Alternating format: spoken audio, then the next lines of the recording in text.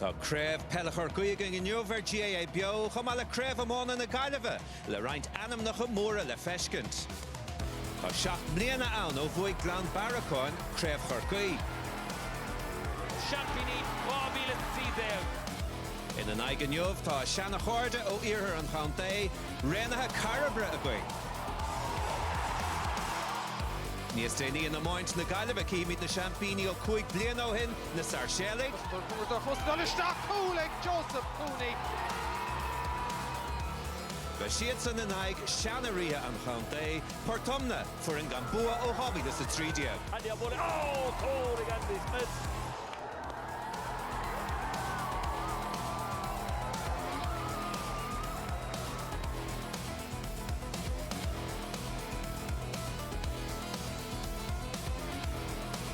Cork acha míle lonathe taobh a chlocht na cuilte atá mar anna de guinge in Newver GAA bio agus ha mirála vis beg Park sa tír a bhfuil ferbert cho farsing nach chun áling godain denta irthe is fémar atá ag an áite ag mainter na háite.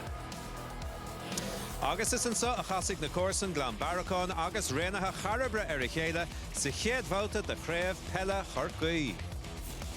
Ó fel go hamáint an sunling don daraclathe den Tránóna na Sarshéalaigh agus Portumna im Lánraí I gréibh na Gaillimhe. Fáilte raibh go léir ar ais go GAA bio mar a deirm hamídna ag glucht na cuilte den géadú riamhan sa ar a glár Tránóna inniuh tá an Tránóna scóbach bhí grian na going beánaí níos luatha ach beag sár fel tá súla going iad na Corsan ar forc na himmartha ar a bail. Den géadú ar GAA bio chuirmid fáilte raibh íor chora ile éireann Rina Buckley go dtíon clár tá fáilte ród Rina. Carmaga Mihal. Aberling tá tú trééis simmert in golóir cluichí Rina Harna blianta ina raibh Corsan I gceist. So cad atá a gceist an dá in Newv? Yeah, tá gá for an fear magwing in Newv, agus tá ardehana có ar a chéile. So gan dót tá tús má ar intin ag an berthacha in Newv agus, tús más a craobh. So inné bhí an chéad cluiche in san grúpa áirithe seo ar siúl agus bhí bua ag baile nuais in san cluiche sin. Now, peoc amach dúinge in grúpa héin, cé hiad na fórna a has na agus grúpa 3 agus mar sin de. Yeah, grúpa héin is tóca an furnace ládra fé láthair ná né fran bara bhí tús má có ar réir. Grúpa 2, sin an grúpa Iarthar Corky, so sin grúpa fear lárdar comá. Agus an son grúpa 3 is tóca réinithe nímó an furnace ládra in san an grúpa son. Ach, tá an pelle immert. En nús ar son, tá grúpa eile leis na cláistí agus na counter, so is tóca beag dú ala an a ládar comá agus, beag siad in san craobh agus míad ag deir na bliana. Calculaba tá choras casta golóracha détá ránsa I gcorcaigh im líana, mar an chéad agus an dara furin I ngach grúpa cáilóisiad as na bátaí ceathrú canis ach fiú an rointas na fórna chríochnaíonn sa trí óháid be siad ábalta cáilú chomá. So golóir pell fós le himmert an chéad ceann an ceann se iad na Corsan fannig I ling cloisiimiid ón dá champa tréis na bhógraí seo.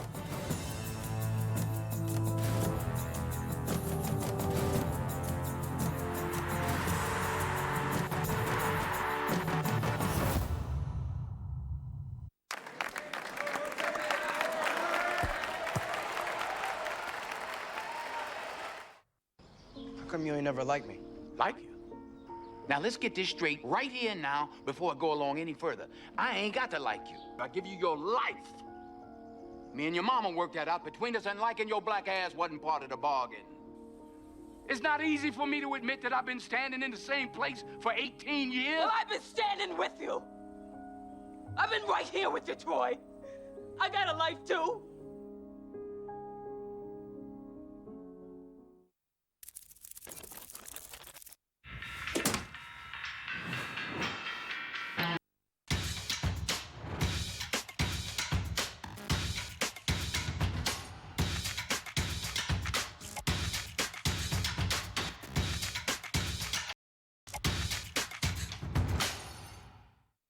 The Burke saves €365 in 4 weeks with a big summer save at Lidl. Fresh 100% Irish beef burgers are heading for the barbecue this week, along with award-winning premium deluxe sausages made by Loughnans of Galway.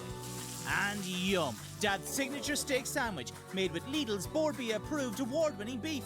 The Burke family saved €365 in 4 weeks with a big summer save at Lidl. Voted Ireland's most reputable supermarket in 2020. Find out more at Lidl.ie. Lidl, more for you. Oh, sorry. So, Aunt Viv is home from London next week. Yeah, I love Aunt Viv. So she's going to need the car. It takes courage to break bad news. How long is she over for? About a month. Allianz Car Insurance offers up to 30 days temporary additional named driver cover at no extra cost. Call 014 48 48 48 for a quote today. I hate Aunt Viv. Allianz, we cover courage.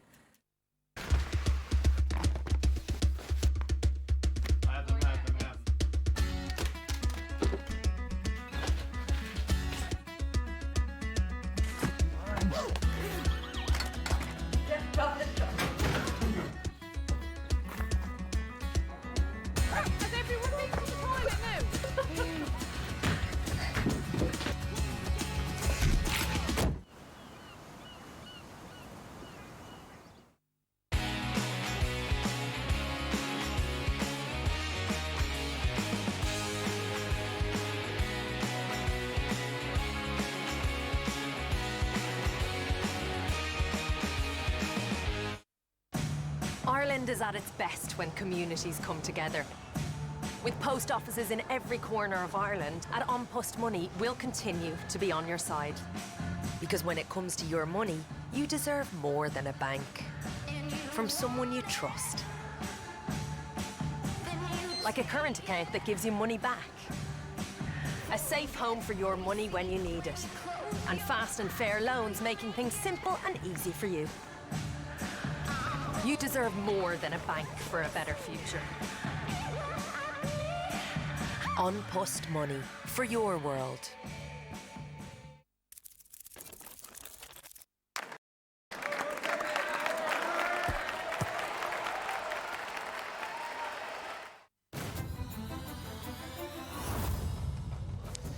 Well, bhí James McCarthy mar bhain isteoir Glanbaracán nuair a bhuair Craven County in 2003 agus 2002 treis Brisha Hogan tá sé ráise man ibre leis a bhuair an arís se an cheathrú bhliain ag Micheál O'Sullivan ag Anas réanathe Carbery. Se sin iad na banistóí mar sin agus tá leis géil chasan dá chlub seo ar a chéile sa chréibh an bhliain se caite agus thug sé ann breise iad a scarúntú na chéile sa darabáta agus is siad réanathe Carbery a bhuaig an cluiche áirithe sin. So díalta sa tastáil a Glanbaracán tránóna labhríomar leis an mert banistóir níos luatha. We're delighted to be back playing football. That's number one. And I suppose today, look, it's to get a result here today is number one. The new format is very interesting. So we have 3 games in a month. So it's to get out the group. That's our aim, really. Early in the year, everyone was doubting whether there would be any football championship or not. But look, it's great to have the players back playing, and it's nice to be involved in management. It will be a bit different today, obviously. As you can see, the stand is empty, and atmosphere adds an awful lot to championship games, and it feeds the players on the pitch. So it'll be interesting to see how it goes. It'll be different. All that's missing today is the crowd, but we're delighted to have national television here to show West Cork what good footballers we have in West Cork. So it's brilliant. That game could have gone either way last year. We were lucky enough to equalise at the end of normal time, having been well ahead, and in fairness we picked it up in extra time and managed to kick on.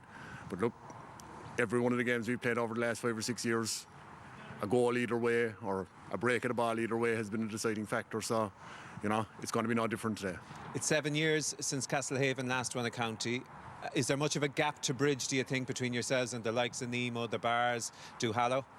I suppose the gap to bridge is to get a bit of momentum every year, and you get a bit of momentum, you're evening it up, you're building with your team. If you're not winning, you can't bridge the gap. So I think that's the secret. Very important to get out of the blocks. If you got a win today, it'd set you up very well for the 2 games coming.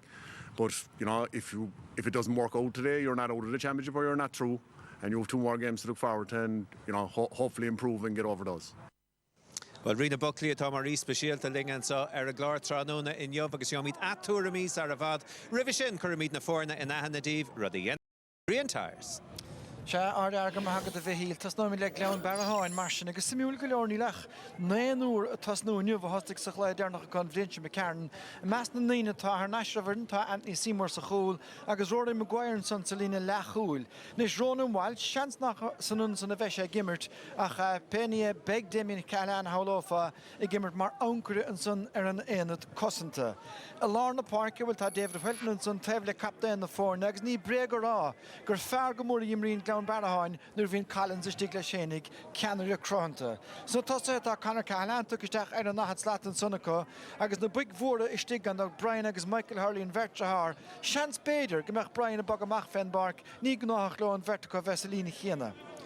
Rénathe Carbery bhfuil tá trúr díagdan bheirin govisúing immer sa chléid ar nach nuige tasnúniuh neos ma ífe chorta fe cheann second. Célan scanal an me him ar lán choúlaí bhí se le for an minúr chorcaíon bhlinse me cairn. Beidir go mar a Lárna Park bheith sé cávis nach I ggóúidir Mark Collins bheith sé á gaidir sin. Se pádig handed an captain an sún cóchaptain go dain fin an lechúlaí láir agus beg mór an a bra ar Mark Haddon agus ar Brian Haddon mas an son a bhísead mas féile iscír hen den telefahúchtan de Lárna Park. So tá sé well se hen scéal áras a déobh John Hayes agus a déobh John O'Rourke an vertas clútí agus is ahananta acu deirtalingúte a tasnú bevraling é sin íiscint peleadóirí an sco. So Rina tá Mark Collins tréis a bheith feimúla fada le Corcaig agus be sé anna háchtach de Glan Baracán inniuh nach meid. Beg sé anna háchtach go Joe is Lú Clasíd an scoil Mark agus is Pelador an scoil comá. Is so bhfuil fíisiúntaach aige agus de gná bín passanna fíor crín aige comá so is duna fíor háchtach é de Glan Baracán. Bhuaigh John Hayes bána le an gohí le sa dé le Corcaig tá sé áras faoi I déobh gartú inniuh. Tá áras fé ach be gach duine réanathe Carbery just agsúil go méid sé gimmert mar tá sé cótáchtach son. Is tóchas saréomh gáhílas a néideag bhí John mar an príomh scórálaí I gréibh Corcaí, so gan dót beag sé fíorlóchfar ar an barcarí sinmh. Tá sé fósaige. Nis fechan de Brian Hurley. Tá go go dahannaíon Brian Hurley leat nuair atá sé aclaí. A bhfuil sé aclaí. Is so go good sé aclaí bhí mar a coint fé just rih an cléthe. Look, bhí méála Brian I rinne blianta ó héobh gortathe de. Bhí cúpla mí aige chun obair ar a corp féin agus tásúla go méid sé go bra aclaí agus amach chun más féidir leis agus táimeach tanúla son. Cinnte fearcán é eile se John O'Rourke ifar a 50 chuas sa chúine, although ní eici míid sa chúine gach seans. Yeah, is fair anna aclaí bíon Brian a gcónaí ar gamla scéil John a gcónaí. Nuair a thuirta na dá fearn sáir a chéile le cúpla bliain, fuair John tríno ceithre cúlín ón immert agus má fáin sé tríno ceithre cúlín ón immert anmh beidh sé fíorlócht for comá de réanathe Carbery. All right, well ní fada bhain an istas ach de himmarthe tránóna chuas a bhosca tráchtarachta tá Brian Tyres agus Mícheál Ó Crónaín. Tá bín sa go láidir be seráldachas an cafna pingin in san agus well gael láidir go máis séide ó head na lábh deise agus sinna fiochan amach ar fácht na himmaran sa Clonakilty ach se chuin árán a bhíon ar dúis.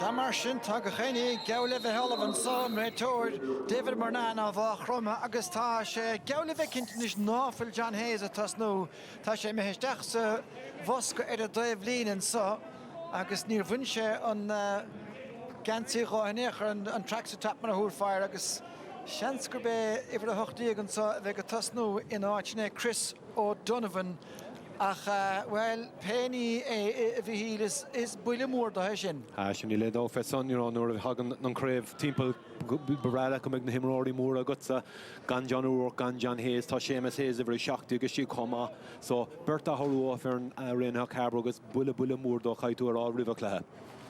Well, stunning Gwilyn Vert, mar Jeremy Hall in Aston Vora, nos ag an aimsir cecho mór sa bheith son a Curtin Shorthood, dre mar Reagan Claraig, Dakar Rock, round the nude, the cake of Woig, Rena Carbery, let 3 Clare Nus, Eric Down Barahanach, Maradon Ton, Reished, and the live Deshin Son Tronona, Agason Krupp, Kurdish and Son, and a gear direct to get Brian Shanahan.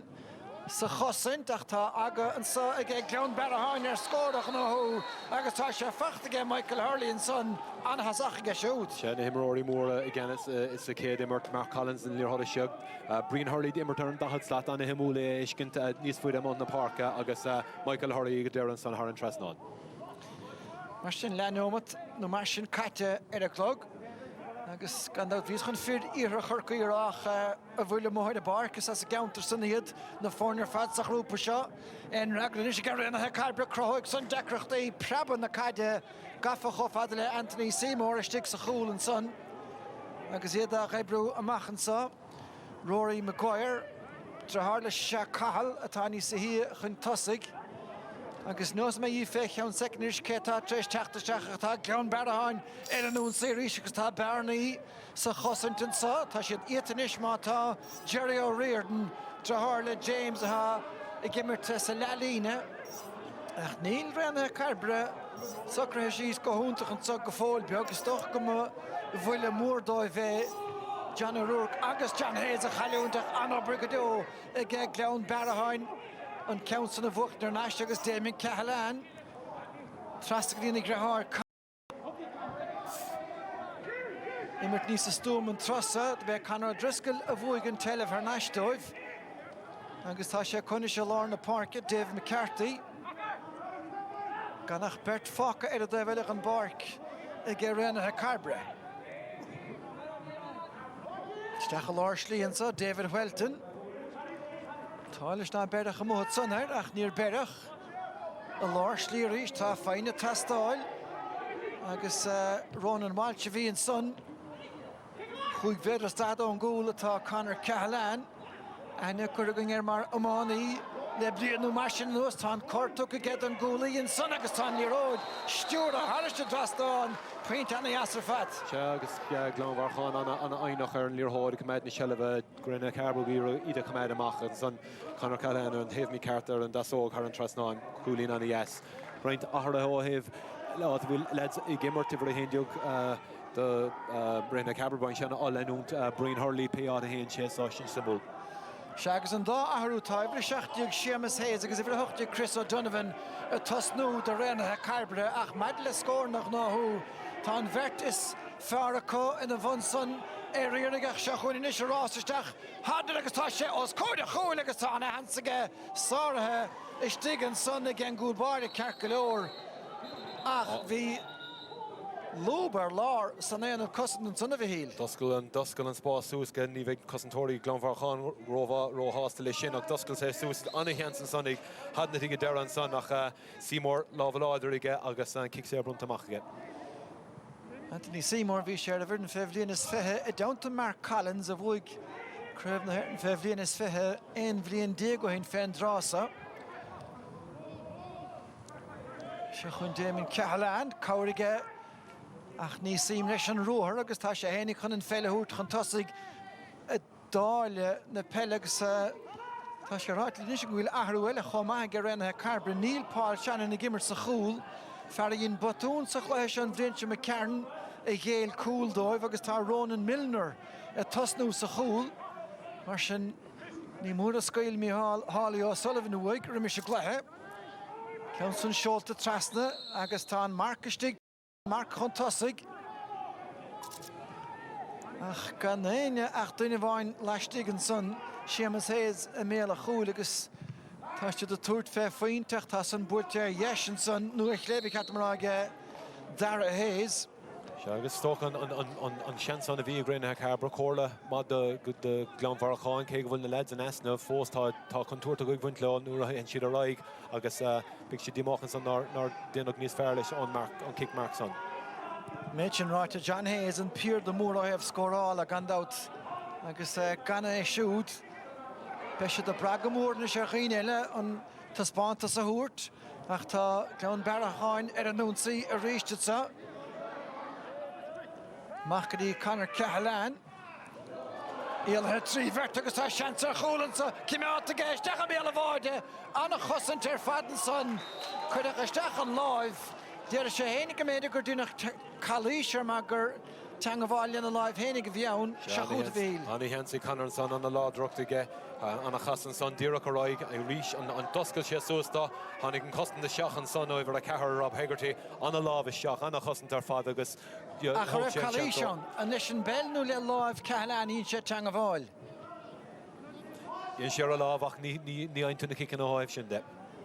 Lua péisciile beidirach se chun Shanahan. Tá háir le pála bhíle bheits a chúl ach tá brúmúrach ar a rinthe Carbery sa bhí framam a hatáil do tamarúr chun an buile hógan agus tá sé ge. Cenna fanónach gá faointe agus sé nómad caite Jasló Ediring scór de hórta eigint a gáilt. Ceansan méthe siar agus fechtan sa ge Conor O'Driscoll agus sé sin fearil ha takear náis. Bhí sé siút san Astráil agus bíon tú bíon Glanmharacháin a gánaí ní nuirid san imiróí cógus is práilethe go dag an daoine bhaile nó gás náid a maithe méthe go dtíon gaiir fanan siad leotha. Nes mar sin búilte tappaig Droicheann mátá agus cho fad le Mark Collins é féin agus Welton anna bhreidúla lár na parki go dtí seo. Collins struck an ús an son aige James Fitzpatrick. Nada be Fitzpatrick atá áit nó nach é. Trastan sa cho fad le Roland Welton. Iolroch sé gur be Mark Haddon atá chuiricá ar Mark Collins.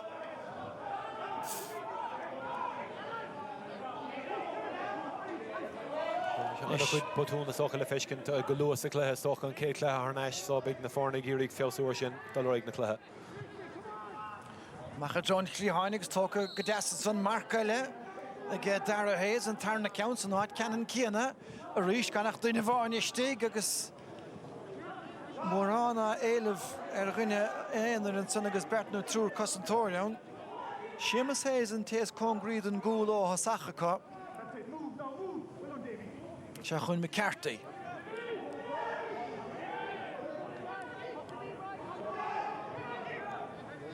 Fáine. Búirteach an cíinige Damien Cahalán, tóca go deas agus é úpa láireach Michael Hurley an son, tá sé íseal talabhí mar i miróid, tá crindes chumahan agus sin fianna sé méid sin. Tá sé le feiscin an luas atá Michael Hurley an son an selleh anna bhálaigh Glanmharacháin caiiturrá tá den na gaotha sa chéile an son ach nuair a hen sé seach an son agus nuair aon lehéad a Michael Hurley spás, beidh siad géirí an spás sin a chrothú an lár fad Haspanin sé céicáid don sé agus a bhfuil sé. Tarna faointe dó. Sé díireach agus tá sé féin agus an drethir Brian anna chun túrach ar fad tá gearra agus bhí riamh únta tá Brian gandát gimmert le Cork le tamla mad a bhríonta féin drása.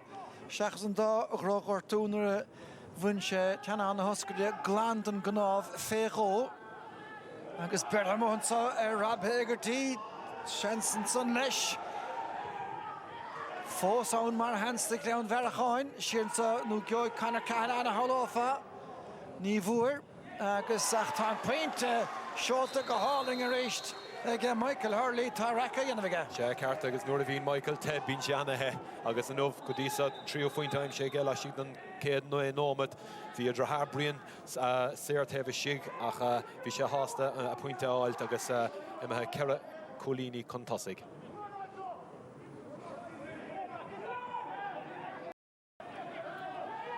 Chulbáile sé kick amach, builte fada an trosa gegus annach reiner fad. Na bhí Mícheál Cronín gimert le Cork de be banisteúr in Carbery bhí lá na parke. Gleich canis na hir neidig noch na é, tá bhí Nicholas Murphy. Ach níl tá réis an hart gandout, se chun Collins. A rís tá an tríon láir in áir I géilte ag réna Carbery. Trasclí Dave McCarthy. Imreoir le coisistí cecolóir agus sinné tamarúr ag réna Carbery. Ach tá imreoir glúiseach tar fuid na háte se Inlán chulí Rón an Walsh. Chris Cayman an Boutason. Bhí tú caim maior an Frín Lawrence son agus nuair bhí le héad Mark Collins agus Damien Callahan na Shannon listen an Kennesíocht agus an taihí sin acha tá smach carta chur an líorthód agus an bhrúar rinne Carbery stocha drudim siar an numad. Nes builteach an son ag Chris O'Donovan. Shanson sa cecolóir again bhean nára bhile tas nú Seamus Hayes. Ach tá Bert á bhrú machadrón taobh líne ach be kickstas a cert golóir acu. Sinne Mícheál O'Sullivan and son an banisteúr tócan sa agus tóca go dasan son from a mór firdeise Alan Jennings ach díise sé gomach an talún chun an felsin a gháil ach a ríist íochail cura ortha dul amach ach bhí buile díanach a stig agus tá kick sé Brown an réiteúir. sé Chris O'Donovan a bhí ar an seala bhí sé chur amach agus measam gur Ronan Welton a hánig isteach just nuair bhí an kick tócha aige. Well, mór bhfuil dear údram nes anam ar Welton na Rex nach agus bhí sun beáín mar sin. Ní féil na feicear hamuoir sin nach bhín sé díon agus bín sé cóngra go gáí is féile mé sin ará. Nis. Ní ceann friste seo cé bhfuil na chué a choú leis. Ach bu jasla cinnte rud ag na chláú éon an díagus beáin an chuis caite féin drása.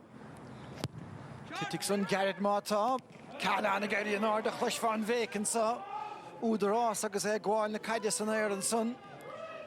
Glúiste go tapig cho fad le Mark Collins. McCarthy leistig da. Réna Carbery a rás siar a dírig hir a chosintach botúna se sin agus tóca leis go maith ge James Fitzpatrick. Bertón Davesa, Tamarúr gur chuinecha. Jennings chomahán, seoltaisteach láireach agus ceann maithe se sin leisvis. Mar cadnar fáca stig. Golóir hir a cosanta déirfach an bhróig chlé caite leis a gceansan agus peinte anning as a bheith Dara Hayes a stólam. Se cúlín glóirteag Dara Hayes, bhí sé an panel fefa ag na mlíana anna chring os córna cúil agus le John Hayes an asnamh big is tócha níos mó brúar siúd taxús leis an scórna nómhach scór anna as an scon agus scór fíor háachta go rinne Carbery a bheith clár a scór. Well, fuair sé héna gine anna eileanna sa chréibh Bridge McCarn. Agus sné chéad scór an nuamhaige an Mark tóca Mark Collins sé bhéidir a stadón na chúl hénig.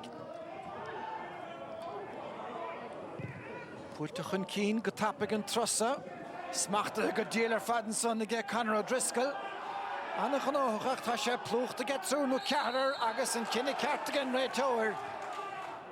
Rudí begur deir leat a bhí go méidir goil rinne Carbery sa cruisís. Se carta agus tugadh sé misneachas muíon dó beidir más féile na seileh sin a chasan níos mó agus mar chadna ar an úsíis. Agus ar ríist bearnaí lá na parca suasan son agus tá takeíocht ó hefna lábh deisige fósaige anna skillar fad sá ar ríisteige Seymour tá peinte géilte ach tá príl an son lá na parca suas. Ní léon dó tá sé oscailta tá na bearnaí áscail túsa chu mar hadan son imrór anna iasa hí Damien Congra leis don Anthony Seymour sús agus ar a glún thar a trasnáin an tarna faointecha agus ríist mar de réir chéile mar dúirtú réna Carbery á Harrington féin isteach le. Nes sin ceantan na buchtan san éir agus an fód seasta go maith ag Tom O'Rourke agus gan nótas féad le héine an Mark go hágan dó chic amach. Bíoch sé ar iardan an bháideoir an núna bíoch. Trasta geisiúd a ríist duine a feidir duine stig. Dara Hayes a córach tá Calís meolta geisiúd agus an scéal a bhad níos bhar in istar rinne Carbery le cúpla neomta nuas. Is gaitarrá cosna na bógan ó Glanmharachána son. Bhí gcónaí imróirí timppla ar ach fós bhíidir an pass a chuir isteach go dtí Dara Hayes. Dhéan sé go má ach bhí runna máid ní léon dát bhí sé tarnta gensaí agus an seach a Grenna Cabra. Nis tá mar cadnat take a níos chun an ceansa ógant. Seo den mert ná hastig an bblion chicate nún bheirt bhí ainear le hetas núneamh an nurig dóibh. Agus hain seisteach mar onadí mar a dúirt míháilteach le ceannis fé an nurig san búirte anna as go dó aige gan an lascáil a geisteach í stúr a go crín. Se carta go imróir anna chumasacha Mark anna skillúla fád anna chompórda gur líorthóid fear mór láidir réach anna cring os córna na cúlin nuair ein sin na seansna. Se dehar se heile páide gan cóchapta in an lechúlaí láir. Mar sin Anthony Seymour gafamach a dro an chlí háin an son agus cimiata stig ag buachlí rena Carbery cheapasach tá an telih géilte dá bhara ach kick séir eile dar leis an réiteoir. Funneh go léir le réna Carbery le cúpla nóma an ús ná agus beidh sé géirí stocha tógalt ar son. Se díreach Samuel an chluas an ag bhí bouta bríne ann solar séideach na cachan fell an ardenéacher. Agus tugach carta buid of Ryan Hurley solar a bhéin chiicbúil tear a bell ach gan éonraíonn de son am líon agus a rís tá takeíocht an sonistig se chun Jennings in isis agus ileisteach rábhagar fad annach ráthíireacht an áiríre sethe ach tá mór eacreachtaíon sanna cá. Carta go bhí sé oscailta cosúla óing an son agus Jennings an uair son a chuige seach Alan Jennings gom le scéalach sochan an chances fear as chances deise bhíocha an brise isceacha agus caiig glánmharachána úsáid chun caint leis na chosantóirí. Well, deisina ar chúil cinnte géilt an son ag glán baraháin ra mi tíos chútsarína ar a daolína. Hi Brian, tá bhí túsúntaach ag glán baracán híidir go brach an pórdach agus bhí anna luas ina immort agus tá réonthe Carbery chun tacta seachan san cléthe agus caiim mé rá tá sé go bra oscailte agus í dul chun cín tríd an lár so beidh siad ag súil go méid níos mó chansanna ag dul chun sa cín mar san a rís. Se gur mágad sa réna go daon féin beag againn beidir féchant ar chúpla ceantas na deisin na sinna bhí le bhíá. Se hen chéad ceann an sa le Brian Hadner. Se níléon dóidhís doscail sé sús agus bhí anna cheansaige agus díreach ar an cúlbára gníoch go méid ar an talamh chunar cehaláin ag dul seach an tarnúir an son tháinig an cosantóra seach Rob Hegarty chuir sé láh leis agus bhí bháin déanta ag chun in líorthóid a thugann dó siileh agus mar cadnan son ag tugan an seansan a ríist díreach roigar ar an cúlbára Anthony Seymour dhéon sé go má thar an trasnáin agus an ceann déirnach an son Alan Jennings soch an ceann béidir is éasca díreach os cór na cúil agus chuir sé ar le taobh agus tríhans churamúig ag réna Carbery ceann amháin ag glánmharacháin ach ní léon dót is Micheál Sullivan ag níos sásamh ag an tréise seo. Bhí siráta go sanna háláfa James McCarthy fear agus banisteoir glán bharaháin. A caiintear chosint ag becheart tagardaí an de Ciarán O'Connor fear áada atá mithe ar líon na fíringe uing méle bhú mór a bhá san de loch na pelle a gorcaig sa chúnta trí chéile. Carta go fearúsa le bhí anna chrid le galar cúpla bhíon an ús imróir den sco anna íon anna Yasón Park anna íon ar a fárc fearúsa le agus go dugadí a trochar ar an dílis. Bhí siúrálta go san ní scuil fiúdaoineisteach chuir frisin daimach sé siúdar a barc bhí siúrálta go san. Kick amach tóca agus ní mórnagur a gé fear rénathe Carbery McCarthy dolisteach ábhar libernach agus a rééis an chiic séir géilte ge siúd. Agus tá cléchló takeir ag gluthasa le 16 neomataí an nuas. Agus in gléim docht go daon féin bhí glán baracháin ar chúrsaí tá sé scaoilte a gé rénathe Carbery agus se chun mar cadnat in isis. Ní léon lína cúivéidir 60 go marcáta ar a barc seán sa. Agus decair sinna góta sté! Tá sé sin a líonta! Líonta mar dúir tú mar dúirs níos leú anna chumasach agus anna cring an son an ghuiar a grómach díreach ar an trasnáin an son agus stocha fécnar glánmharacháin chun bhfuil tá dul ar in éag na gaotha is tócha beidir gur caiig sin beidir súl níos géir a chur ar chu cosanta agus beidir imróir just a chuméid siar beáin chun an oscail sinna a gúna. Well tá sló beagach tá siad a bécach agus a luúrig agus iad ráile glán baracháin dúiseach agus se chun canar cehaláin inis tá Collins clíánach leis thurlíiste go feheh ach tá sé atá lína díreach ritige tá sé congracht an déobh lína inis agus a bhíonú na hosta sé. Feachta ge Brian Hurley agus tá sanna cuaach tá sé go maith ar dheis ar hebhna láimh deise tá ionad bra an socha a Clonakilty. Bhíon caiirlach Ger McCarthy agus sinna teachtasteach ach park na bratha tá sé go farsing godain féin ghuiil ráhhaile fearin leistig dus na parkin an sa tá minsa in nach méile ach tá bailí roáin leis buirtelingen sa agus reintas na parkin sa bhaile fearin sin agus an farcáir seo tuisí farcach róca godíireach 8-2 feic sa dahatá sa Seachún inis teachtamach Jerry O'Riordan ach Michael Hurley gebrú go cruig go Jerry fáil réige se bel go tapig nú beg híir is fechan dúr mar in mun mochaint an Santa Damien taréis titim siire is socha driver is sé an átar of Shannon na hosning sé lá na park agus beidir chun an bearna sin a gúna. Well tá dáibhre sé mar na feidir chéile tá Brian Shanahan agus Padraig Hodnett a déing treis unna de Valar 2 fé láthir ach seachún an sa fear chaan na gagals a gcónaí Rob Hagerty fuair sé cúil go dain féinnig gine i an bheartháin sa chléthe inurig cúil anna háchtach ach tá sé cúramach in aice chúil hénig go dtí seo tróna. Agus is stocha lábhar a ró Michael Hurley an son agus kick réúnta éasca ag Mark Collins. Ach trí chéile tan chosint múnte gomáin í len nó deis na puoine a dúirt wathacha agus chluthe an risc na riordan réiteoir go dtí se bhí daoine túir go méid gombeach cloch sa bhinirtli a cosodá chéile treis chluithe na bliana sa caite annach chluithe go dó bethe sin agus cábhís na gombeach chluithe leis ón chuir leis má hagan cúil beidir. Agus stocha cé bhfuil anna socha cósan béaldóir siad an dá chuman bín an na cluí gcónaí anna dhéon ach anna féráil agus anna chuid peléiscin agus tá sé sin mar a háise go dtí an óh buchas le dia. Chiad scóir le dennom do mar sinna ggé leann bearacháin achas leora chun an cíine chun céine réist. Hi goach fachta go bog ge Tamar O'Rourke agus an Mark tóca ge Mark Cadnett. Tóca go Dassenson ag Chris O'Donovan a gúmpar na pelle leis. Nis rahíonn soch tóca gan gúil agus tóiste go háling ar fad ceappas hénig go Roland Welton agus ní mó sásta tá locht lenta ag leann bearacháin leis a gine sin. Rig sé samúlnis tá sé chuna chuir seach an na láir ach tháinig sé le na gúling. Ra sé sin beáí seach ar a gróm ní raibh sé gúling ar gúling. Ní raibh. Bhí sé intinge beidir an kegel níos fearr a dhéanamh ach bhí mar rinne Carbery James Fitzpatrick imar beag ar roiig agus cinnte tá réitóir mar na chuna chuir seach an láir. Tá sé seo simúil stoilm gur nach réiteoir Roland Welton féinnig chomás stoilm gomínte a réiteoireacht amanta fé se tócha ach tá bear móhann sanna agus tá crathe ó bhain go baiis buinte as a versa agus sinné James Fitzpatrick an captain na bhí ortha gan dáta gáhíle sa sédíag nuair a bhúidir craibh an chúnta ach tócha sé neomad nó go siúdanis a bheith ceat go leor a ríist.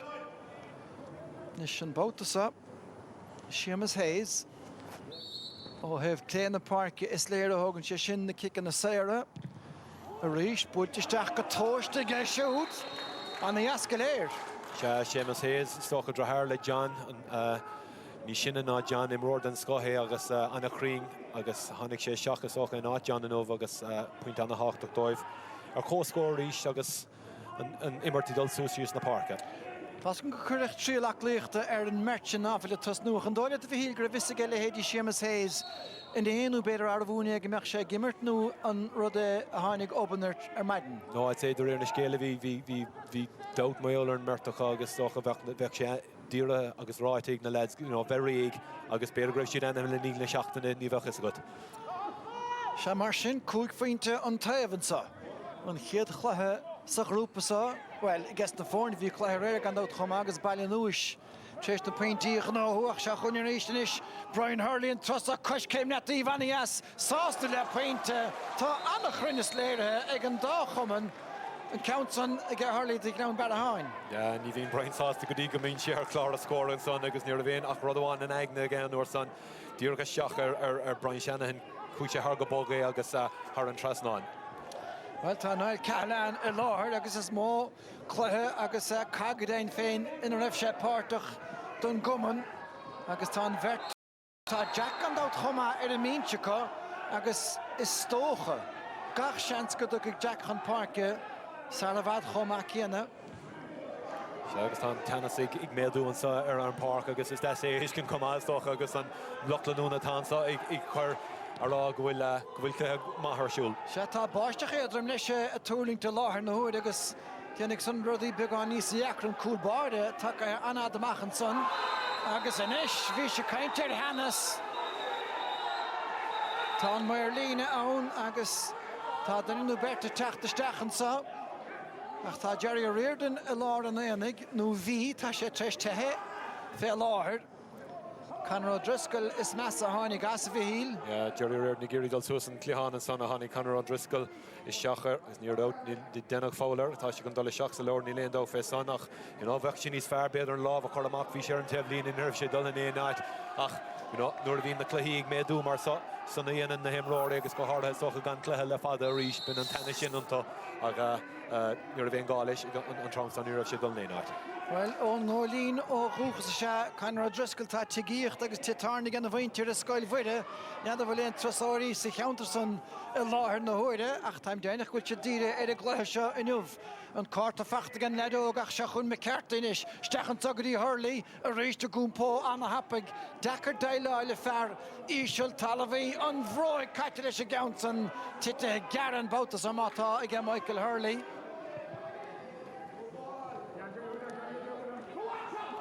Chead an nómat begáin líana chuis agus a ríis gan dát an nómat an mise isce agus péimeile chuir an réiteir leis ach an cluthe a bhd níos a chóirme agus níos a dhéana go dain féin. Ag a bainte seo agus buile déanach ag a David McCarthy is tí a bheith an chiic saoir.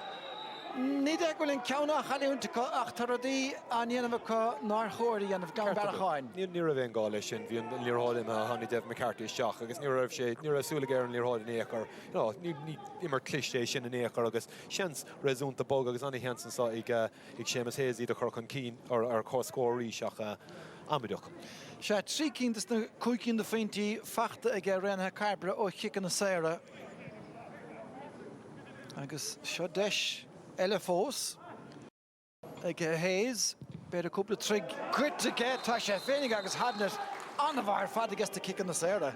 Se rís tócha glanmharcháin ar an nuair a bhíonn siad á úmpar líorthóid agus an luas tapig na chuid immart bíonn siad bíon smachtaach nuair a bhíonn an cluthe máil agus tá siad ag do le seach fisiciúil nuair nach bhfuil léon gá caiith siad bheith níos má cliste ar a park agus réna Carbery bheith siad anna hásta go háirithe leis na leid in esna.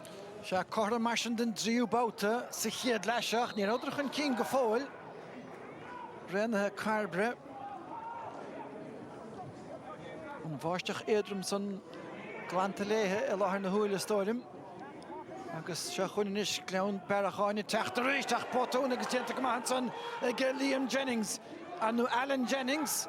Seansan sa hanis a thocrú hénig Hayes agus tá Rénathe Carbery chuirach an céinige don géadúir sa chluthe. Se pótún ag taachtamach an san a Roland Welton.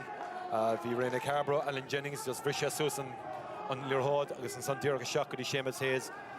Ar go tóg an uairsa as ben sé cé chochringus bhfuil sé ar an dáchas agus thar trasnáidí de meach an cín. Conor Callahan ag éirí an ardach riimiis amach agus buirte go díalann san ag James Fitzpatrick. De Rénathe Carbery tá Jennings a crothú annach a deacreacht é tá Graham Struggle bertha ar James Fitzpatrick ag David Welton is tóilm agus inis vís ar agrah chluthebog ag an réiteoir tá suntra seaharú tá gáile húdarrás agus smacht a chuir bhaim inis. Se carta go agus ríis carta go David Welton agus James Fitzpatrick a bhí ar an talamh an líortháid a thráig an réiteoir caint leis an Murta Comessam agus roiig si an Murta seach sa leabharach. Well, the chinnev Fitzpatrick Graham ar Jancy Welton níos scuilech sé isteacha agus tá a chás á chur ag Welton an son. Mún teoir corpadeacha agus gailinge go bhistam fear a bhíoch sa lína lán chúil agus carta buíon duine ní fláir an sa.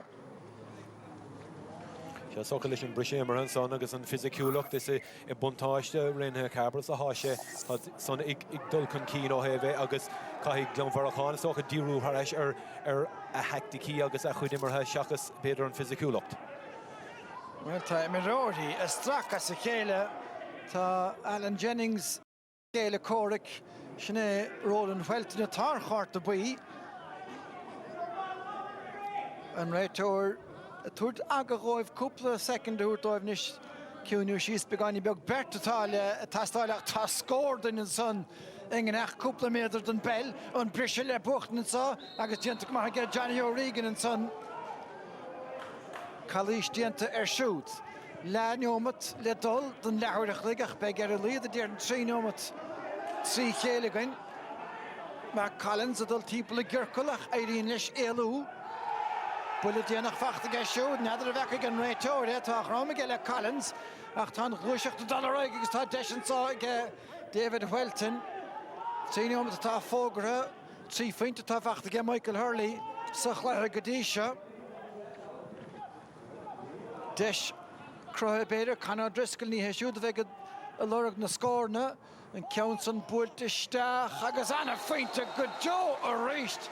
Neidir a bheith Brian ó Michael a bhíonn san Brian an bouta Yeah, Brian ar a gitógan or son das agus an gitóg har an tresná an rís anna chring ar fad immer níos fearr is ní fearr is orc immer darfach ag gangharachán luas níos fearracha agus ní rain tú lehéad de bhrín os Cornachúlan san sin an fág go bhfuil tú ag géirí a chur an leorthóid. Well, thug sé siúd Brian Hurley tá spáint san scó 6 bliana hena gona nímó sa chléir ceannis cúnta rá faointe díag an lásan agus tá sé héine agus an dráir Michael anna bhrósach go deo agus tá féir ar lán na Bertacha.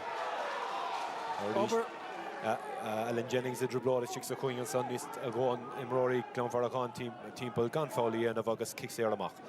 Gan éon bhílar a taibhil in the park a bhainteach tá bháisteach filte a ríistrin ach trána má trí chéile bhí gail láidir sé den nurig agus bhí bátaí máisteachta ag an dáir sa chléir sin ón breise testáil chaníad a scarúnt ó chéile. Rory Maguire chun amach go dtíon de bhlínige Seachún Michael Hurley agus gafa trí vertan san godas agus seachúnis ar an únsaí agus anna hans go deo ge Cathal Maguire an trethir a hosting an chluiseacht agus tá san ábhar lecht bhí breúir ach tá sé chuir fóríige. Se cinnte agus ní bheith sé ráthasa leis sin bhíon seansaige iad a Cork Homan san agus caiitúrá nuair bhín Glanmharachán gimmart le lús bín siad dan séireach nuair bhín siad bháil crohinn siad deachreachtaí dó féin bhín sin le feiscin is a béle sa tarna leis an gcuid be meid sin an líorthódú úsáid níos tapúla ach ag drindrá le hóm tá míad ar chóscór. Gan dat na réalchan ó caigan fed gluiseach chun cín an lína 5 méadar agus se chuin Ronan Milner builte go dtí Tom O'Rourke aige. Conor Driscoll curará ach tá ó Driscoll díalach agus tá sé techt a ríist. Nis brúan sa James O'Riordan. Tá déine san imirt ná raibh níos túisce. Seamus Hayes, siaran sa go dtíon bheile Chris O'Donovan. A hosna agus ní mórna go raibh láimh an sanna Michael Hurley ar sin. Ach tá aire heile ábharspáis ar a bheith Holden Barkinis. Anna chailte mar fast mátá. Conor Cahalane. Machan sa go dtí Johnny O'Regan. Welton a techt agus well. Hífa an buileach ní dóilean go raibh chumas Seamus Hayes Tarach as son ach tá Tarach do Hortailen son agus an chéile Cork go talamhaige. Se dhéon sé an céadú agus an san ligú gléiseach an tarnúir an san tháinig sé timpplair Ronan Welton chas sé ar an talamh agus ní léon dót gur déanach fála agus tá Seamus chun dul seacha leabhar an réithóir ríist. Chomá. Neidir gríoch nóiminn le troch imreoir ar a barca bhí híl ní haulaí mé ar chomaigint. Tá na cártaí ábhrún ag an réithóir le den nómata nús inis agus cai daoine bheith cúlamach. Well, tá leir chartaí brownta tá leir féintí chláirithe agus go leor action go háirithe sa tarna lead an giad leis sin. Anna chóthram go deo, Mícheál Hawley Sullivan agus go leor le rága siúd. Glanmharachán is fearr a hosna ach tá siad cormaigh le hama. 6 pointe taobh an líse techt in ag na bógraí.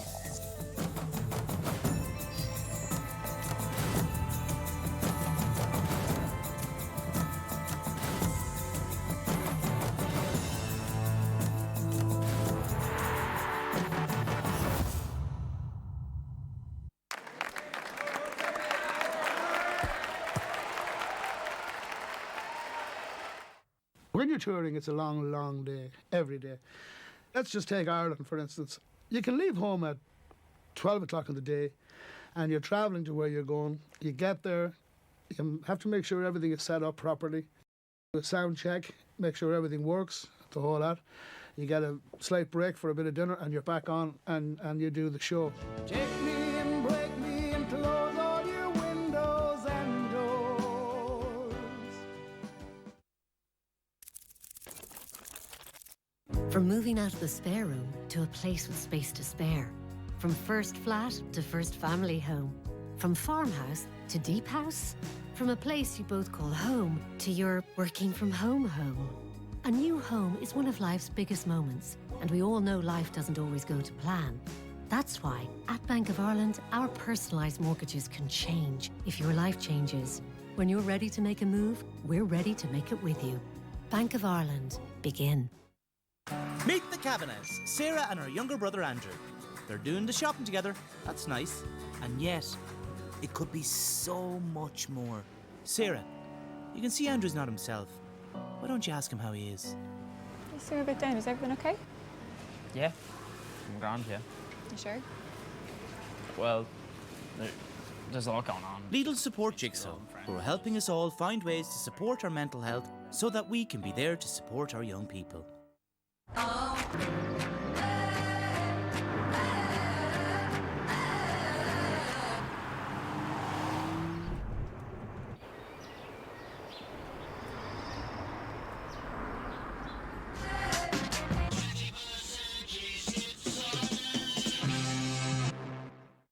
Ebony Top 5 Troops. Arab Archers. Eagle Guards. Dragon Cavalries. Ninja Warriors. Champion Cavalry. Name of God! Who will you choose? Make friends and conquer the world. Ebony, the King's Return. Download now.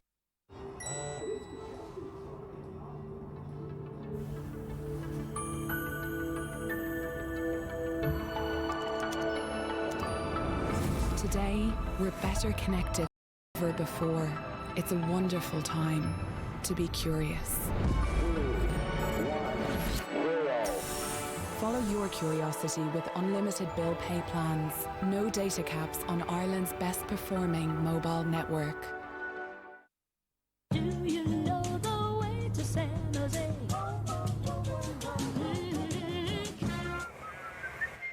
There are 25,000 Guinness taps all over Ireland, and we have been checking every single one behind closed doors to ensure a fresh pint is ready whenever and wherever you are. Martin, have you ever been to San Jose? San Jose? Sure, that's the back and beyond. Guinness, ready when you are.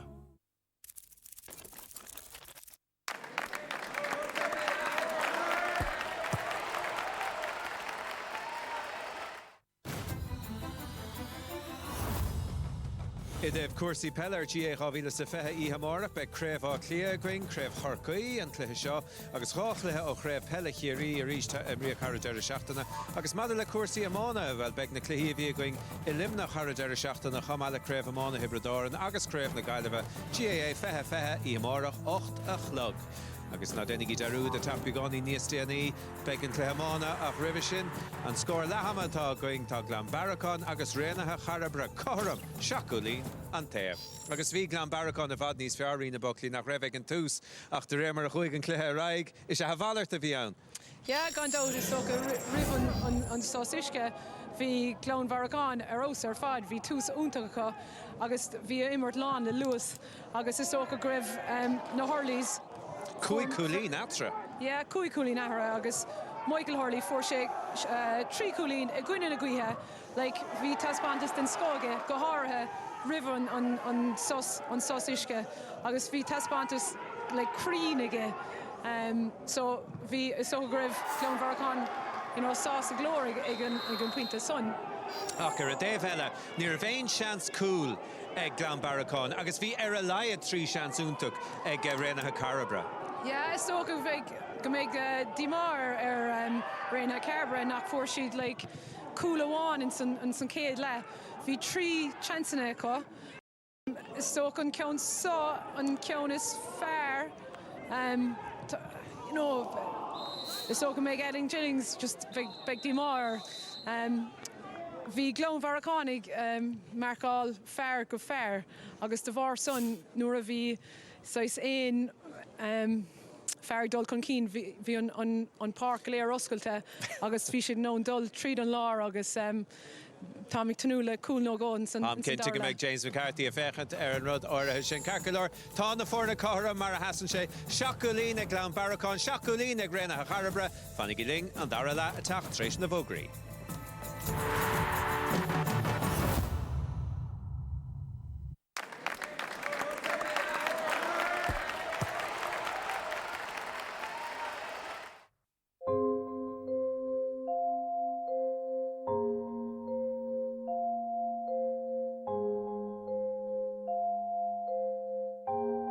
They came telling us what they were going to do. They never asked us at any stage for permission. Ní dóran go hiig siad go rád daoine mar muidián.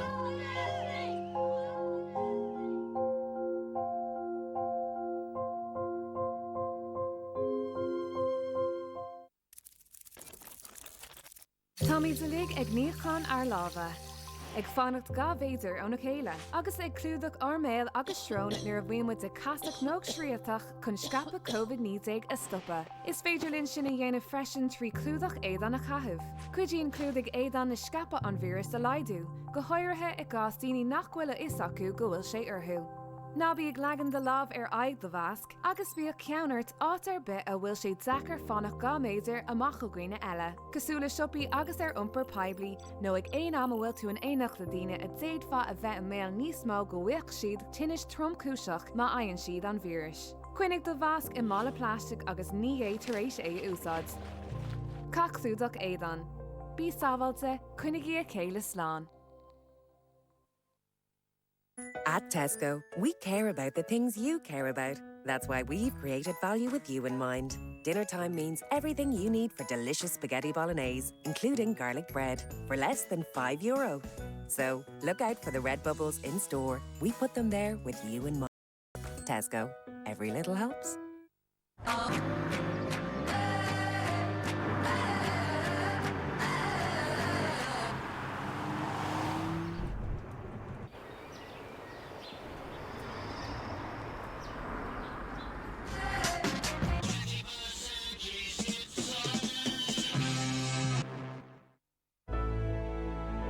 At Electric Ireland, we're here to support over 1 million homes and businesses because we're brighter together. The sky's the limit when you're with 3.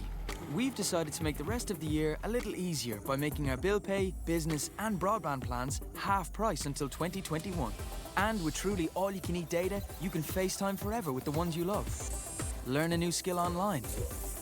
And stream every audiobook you've been meaning to read.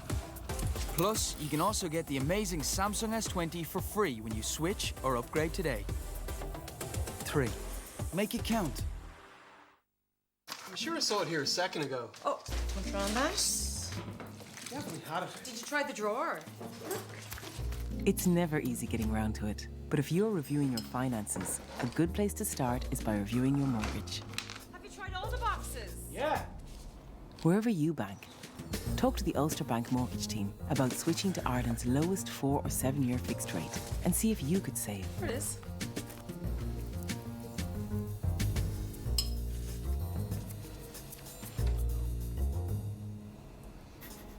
Search Ulster Bank Switch. Ulster Bank.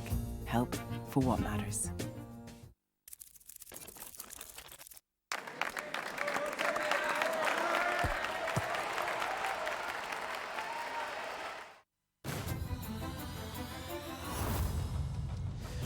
Fós le tachtar a glár tránóna an chéad bhóta de chréibh amána clubbanna na gaiileheh na Sarshéalaigh agus Portomna a thug an aigear i chéile im Lánairí beag mac daraling beagání níos déine ag ceathrú tréis a cethar. De hína se chuing na Seamróga agus talach ruáin sa chéad bhóta de chréibh amána chail chuinnig na Seamróga chorathe ile éireann agus fanna siad mar chorathe ile éireann mar ní bheith géin chréibh cuaige nó chréibh na club na gan áras im léana an cléisi sin carú tréis seacht agus má hána chur hamána going tána chur pelle leis going dé dánig le chur finne ag curtús le créibh pelle na gaiileh in ag ucht arád be gail baile hímáin agus scrína going íormheo sin créibh pelle na mí. So Rina, na fórna cára meid letham a céimh chuntósaigh ag deire an dóile buna ar an méideach an nictú.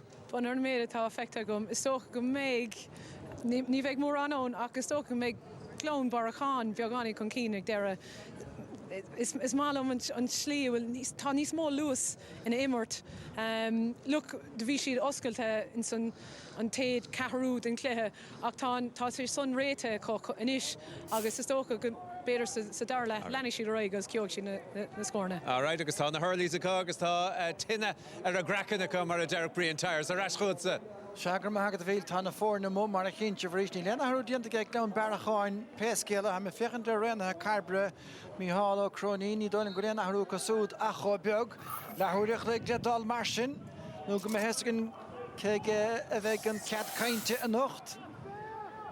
Chéad fel búirteige Mark Cadner. Gwynin na gwyhin is tá sé de gimmert. Cymryd na Shellife, machen zogri Chris O'Donovan. Caelan Scanlon ar an défsach an barc fan a lúmar nechar sa chéadla. Ifri trí táir ach róm súd. A ché seoltasteach a láirtí agus é buirte go maithe héas istí agus Ronan Walsh á bhóla an son sa chóla leistíirda. Tá héas a gimmert go maithe agus é crothú deachachtaí bhíl. Se tá sé gcóí álagan níor háir sin táchtach Rory Maguire a bhí an eice leis an orsa. Bhí an Shellife héas tháinig Rory seach a láidir agus an réitorcan caint leis.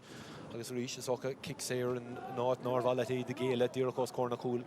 Agus cartas tócha chomá. Big cart of wheel. So it's no bhí mar caiimhil an réitor tá sé cumad smacht ar an chluthe tá sé brun na cartíí nuair a há tiltte agus tá sé ag gling leis an ibar comá son ní fed léon ar garrán a bheith géine maiollar. Ach, dern tú gwyl sémas ní sinna na John Hayes agus tá John is tólim trocha cúig an naú blion díag ge John I gimmert le fyrden síintir na club cén áidir síintir ar hosna sé. Gydéin féin viidir sóisir a cháindir ó hóisir gydíine de bheanach gydís na síintir na achar trí bliana stáile amach sin. Ge Mark Cadner ró ré chúiseach beidir agus é á hógan son. Agus Míhála Cronín I ddírig díú ar seo an dáteach tá chuoineh le tá nefh bán leis gimmert le cíl na martrat luhimdé sin beidir gan second a bhíach se chuúin inis. Carl Maguire, Hurley a hocrú hénig bhfuil sé sin takeisteach go leor be gáinin begur hefna leibh deise an chéadíireachtar fóriad ga Michael Hurley ach nefh bán. Tá sé gimmert inúh. Tá sé dechar bheith an san nuair a hang le mór sin bháchrama I gine ar gás an béildóir cíl na martrach Dréir na scéile tá kilometr contásaigh agus so bheith míad búrtha fésan ach gan éirí ló. Go díireach, anchar claí agus nach úntacham nó é fuid feid na tíir a gúil na claí animmirt a ríist agus gur a fada búna mar thocrúis. Bhí mar caiimil ar an gcuibéidir agus an túncar bhí ggéisteach a bhí sé sin le feiscin de kick sé mar chadan san na gcuithe bhí sé rómhóg leis agus bhí an gcuiláidir. Bris sé tóca ge Conor Cahalán ach tá sé le sir I ge tam ar úrc go háir san agus an fel buinte a có dó agus se chuún le Alan Jennings trosló go mór a fada I gin vers agus cenach fer a joig mór an scór nach annach a débre dionmh ge dála an irse istíigh sé seo dar héas búirteisteach ádaige ach tá bheith is léir a crothú níos mó deachreachtaí sa chúl san namar haig an gúla le. Ní léon dát nuair bhíonn sé séad híos an son agus dúr brifh le bhí an gcuid séidir tehháinach bhí sé beag nach trasna na parca híos a drón cúil sa tá sé gatharú. Leis an bhróid chuir leis a Gaunson Conrad Driscoll le techtach mátá bhí James O'Riordan taobh leis an son agus James Farróg 9 mbliana díag atá an fersa é seo an sa.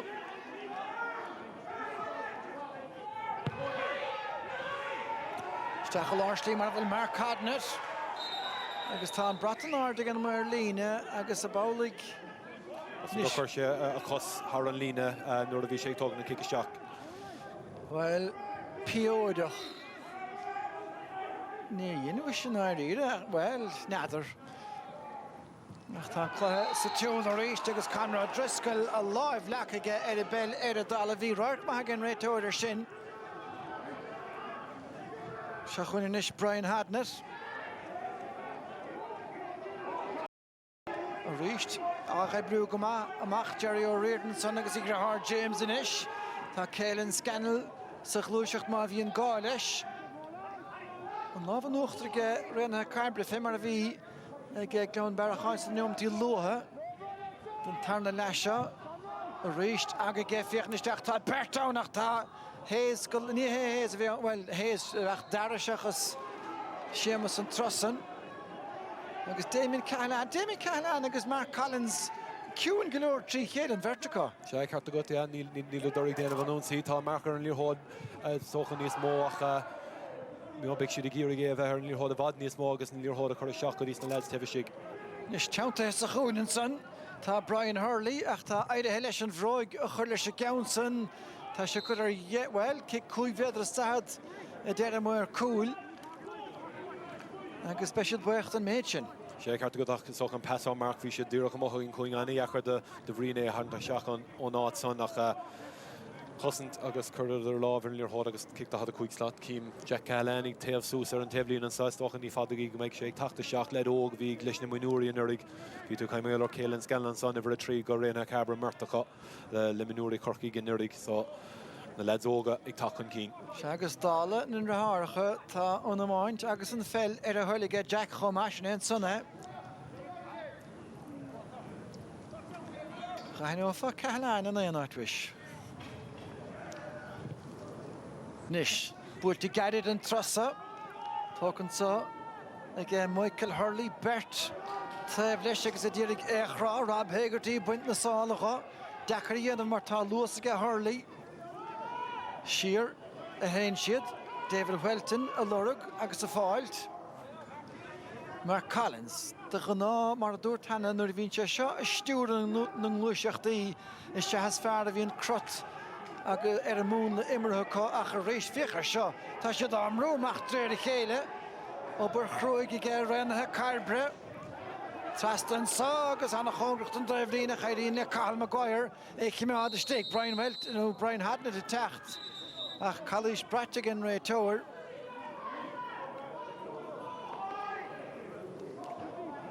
Seanna Lewis a Carl Moran Shelley was resumed to Ciún Glórbeg sé géirí beidir a bheith níos má seileamh an sáid tasach na tarna lethe. Well, seo seansan isige an aine begáin scailtin san agus tá sé sin cuachta gon nó tála fadaige thar sé drasnáin. Seanna yes, tá Seanna Cring nóráin sin na seansan agus bhí an spásaige an or son beidir go raibh seansaige dul roiig ach bhí sé an muínige a cheansa hógant agus tíreach thar an trasnáin agus Clonvarlachán imach chun cín ríist. Well, i bhar héine an san fágach fé Brian Shanahan siúd a aire ach ní raibh sé tana róhan leis agus de fuair Maguire an seans agus de chuirseach an cín ríist siútar is stáilim thugann siad ar a bhersa é don nósaige tuairt fé faointí agus é an éonáid ar a barc.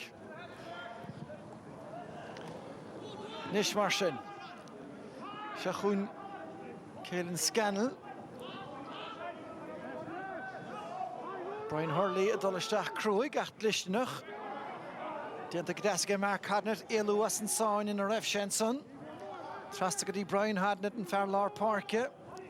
Dave McCarthy mar choúidir a geisiúdach tá neart agus téagar sa versa Mark Hadnett buirtisteach an sáige go James Fitzpatrick. Chéad a córic fác an na dhéag ige agus dianta ar austra fadaige Seamus Hazenson seo glúiseacht anna yes. Scór tiltige blocáilúntaach dianta sanige Roland Welton na stólim agus kick sair amach agus annach glúiseacht ach trí deire hir ar do manam de Glán Baracháin at golóir. Sé carta go anna glúiseacht ó réna Carbery bhí an seansa cadíor can sa cór an cúil an son ach tháinig Roland Welton trasna agus anna yes éiscin na blochan na son. Smachta ag des ag Conor O'Driscoll an son. Ríist gafisteach sa bhearna. Damien Callahan, bra stúma soccer an son. Trasta go Conor an Draharnish agus ábhar spáisige. A díanamh isteach an lína cúig bhéidir a stad. Tá cíochta go David Welton. Builid mór do ghuala búirteir sin ach an gluiseacht fós ina bhegan agus tá trúran sa agus deisir bháide Michael Hurley bhí sé dírig pointe hógant. Agus bhí Conor Callahan a dírig a bheith in erbal na glúiseachta son agus ní móna sásta tá sé nar tugach an pasta. Na cart bu chódán pasta a thutar an céad dul sios go dtí Conor O'Driscoll bhí sé glána seach ach an san na bhógaí go deireadh. Tá una dí prapáil Timmy O'Donoghue níoch Patrick Hurley stoile mo galabhú de réanathe Carbery agus Dara Hayes beidir bheith go fágantach leanna míad an aimtre ceann an háach buit an son ige Padraig hadna dóibh an cóchapta níos tá ceann le buchtan san éireann sa hawl. Daoine titim fuidir bhíl an san Dara Hayes beidir go bheith seán taction deidir go bheith aige. Agus tá an tarú agus go dain féin tá deidir dianta ige Dara Hayes an sa. Fuair sin chiad scór dóibh sa tarna neoma díag. Well, hang fáinne Padraig hadna atá gemacht dúis. Agus sinné an fearr bhí féimú ar an nachas cuidhhat an hóna. Agus tá bhir fithe leis Timmy O'Donoghue techt chun parke. No am leis céal. Leis céal ag leann bharaháin atá na haire an dhéanamh an sa. Jack Cahalane agus Shane Nolan treis an farca rágant. Me leis céal as an mí hiiscint. Bhí mar féchan sios ar an clár a scór an néhracha bhí á chur súsaige agus bhí sé meascathe. Nus mar sin sinné Mac Jim tá gobar le le fad an lá. Neart má, well, Cheap James Patrick raibh sé chuir siar go dtíine arhénig. Ach tá an teileadh Gaeltacha Ronan Walshnis. Trasna na park an so. Lun san imirt le reint nómatí an nuas an ish an tenas agus an déine bhí an joy ar an chiad le ní hawn do a láthir na huaide. Déine ómat goile for a bhúr éine ómat dío caitan sa tarna le Dave McCarthy. Chiad roic ar Jack Cahalane. Tionnach ar Mark Collins a méadú begáinín beag. Michael Hurley. Chris céim na beag a bídacha ach tá sé dawn. Trasta go dtí Carl Maguire. A rís gaffa timppla an san ar Tamar O'Rourke an a neafaiseach ar fadach drothíocht ceart in áiríre ar deire hir aige. Sé cinnte agus Glanmharacháin just máolaí chuirn líor háda seach beidir nach bhfuil an spás David Signó beidir nach bhfuil daoine á loragach ag an am céine an gcuid taobh hirdó cai siad a chuir timppla an lechcircail an son an sin an áit aitú na céad andas na scórna agus Carty Cathal Maguire an sanna go deir an san ar a cosp lag. An finte fánach amháin mar sin chláirithe sa tarna le. Ach chuoinnig tá rinne Carbery a dhéanamh sa ar fad gan John Hayes agus gan John O'Rourke. Chris O'Donovan. Tócann san aige Damien Cahalane. Chead a chin tucha a Jack Cahalane i eolóch se níteil istíige mé a chúlach a móthe puchasúas na BC agus a crothú agus seachúna nisise. Pas cinúnach beidir búirteisteach aige agus pas anna heastastethe gan éon áras na hebh son agus bhfuil críoch churann san le anna faoint ar fadar deire hir agus well tá rion fáca gan an dí ar a gluthe. Díreach an rud a bhí sárá an líor háda chuir seach go héad go bhfuil Brian agus Michael Hurley tefisig Jack a chuir seach é Jack Cahalane an son líor háda anna yes críing seach ó Michael Hurley chas sé timppla thar an trasnáin agus an ceathrú ceann fáitige henóh agus Glanmharacháin gá cinn chun tosaigh an isis. Se agus den géadú le tamilnis tá siad gá féintach an tosaigh. Gan dat bhíidir chead a féintach an tosaigh luas a chluthe. Gá ige rinne Carbery a ddíorfáile sin géad scór eile. Rob Hegarty. Chufad le Brian Shanahan agus dul sa tansach buite go maithe Caelan Scanlon son. Far mór Greed de Arrow. Seachn James Reardon. Shanahan a réist agus seo leis I séirh na pelle níos a vinnicí buirteisteach aige. Cé bhfuil prapan na pelle scuit a hórst ar fad agus fecht ige Seamus Hayes istigh annach a dam aige siúd an Marco Hógaint agus tá son chus a ráideach do féinte agus a gheo sé le críomh. sé carcalór an Shannon Dóir é cliste ag ligan leis an ráid nuair a bhúlann sé an talamh. Bhí sé os cór Rory Maguire an son agus ríise ar a gotóg riad buntá seo ligant agus thar an trasnáin an a scór. Sin na cheiricín dhearnacha ag réanathe Carbery fecht aige Seamus Hayes ráithán na chican na séire ráithán na nimirta na stíireach agus an chluthe a feosú a rééis níos de cúpla neomta nuas. Brian Hurley tá Michael mé a chúlaistigh Jack Cahalane dulta go talamhach Ní a bhéí callúiseach pass eile tá sé go maith a dáil na peleis. Tros an chofad le Conor O'Driscoll. Michael Hurley tacht las mocha. Ní leingiste go mé a choúlin is tá Jack Callahan géúisteach agus tá ruair breitegus a fachtan sáige. Tuairt fé chúil agus well ruaiseach beidir. Se an glúiseach de fiú drathar Conor amach ach is tócha an roa an iachar trasna na cúil agus socha íireach lága go deire agus beidir go me sin níos fearr beidir a chuthair trasná agus an clár a scórach mar a $1. Ach tá defriocht díontaige tá anam chuige in imirt ag leann bearacháin.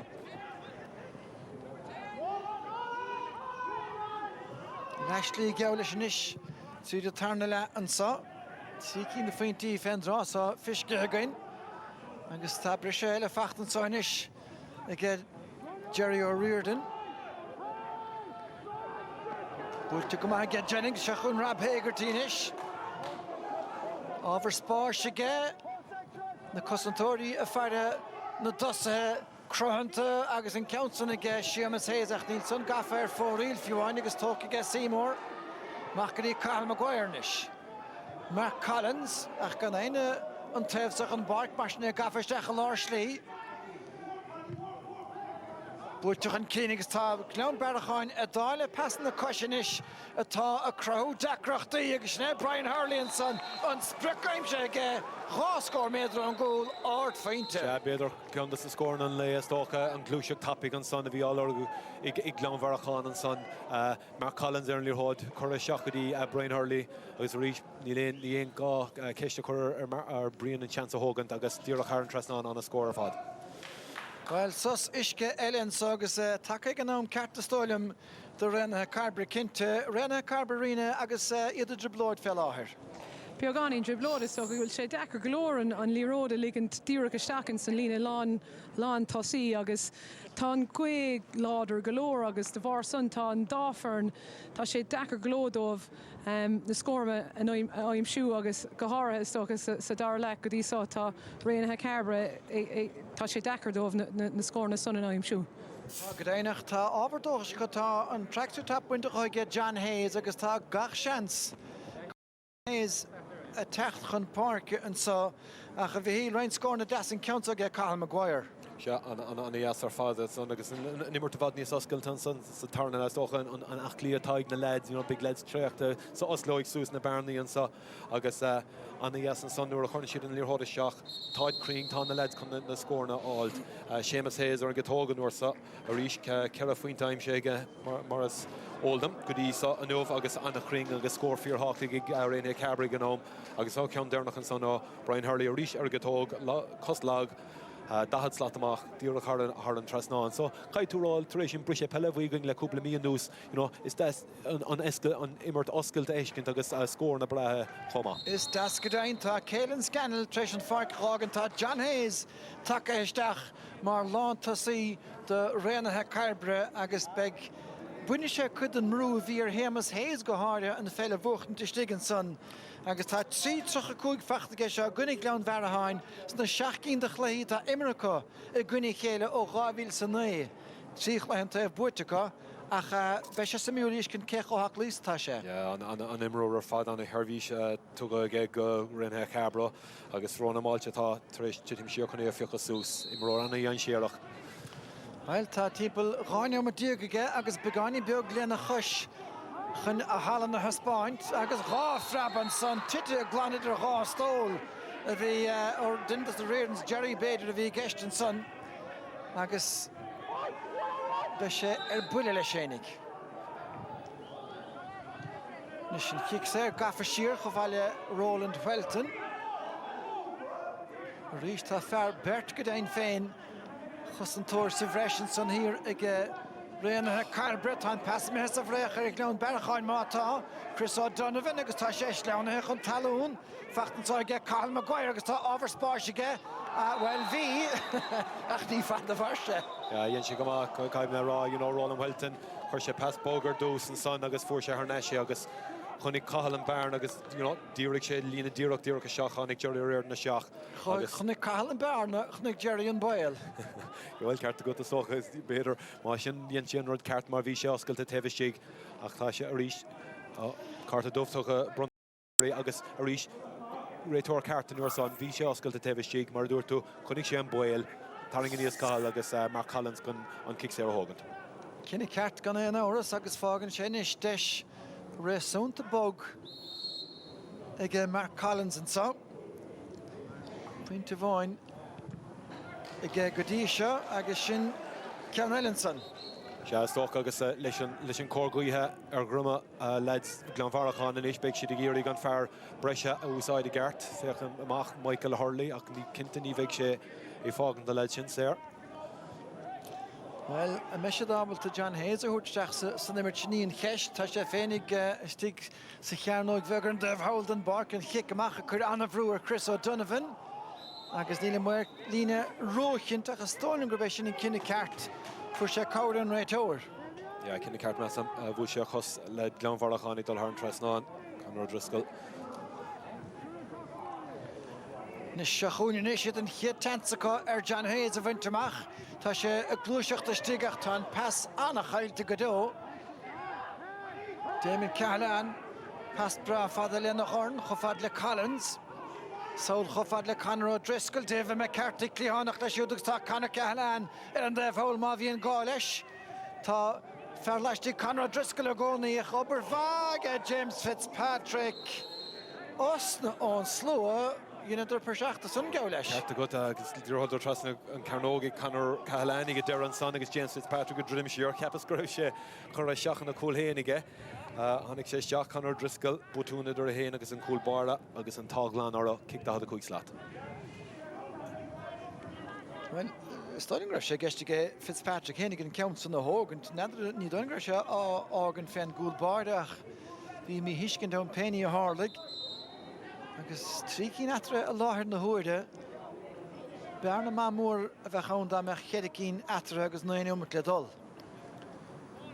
Cuinnig na deisina bhí ag rénathe Carbery ar chúil sa chiad lead amach John Hayes ag deire éoncant na gnúiseachtaí sin bhí seráilta go meach ceann neadathe Hurley a chur fuimid leis a gceann san a gcuine na gaíhanúta ag an réach úsáid beidir anna féinte. Ja, anna féinte agus an bearna oscailta súscadí cear a chulí mar dúirtú inis ná agus Damien Callahan ag sí siar os cór John Hayes agus Dara Hayes taobhiste agus beidir Glanmharachán beidir an chluthe seo gún amach más féidir lá.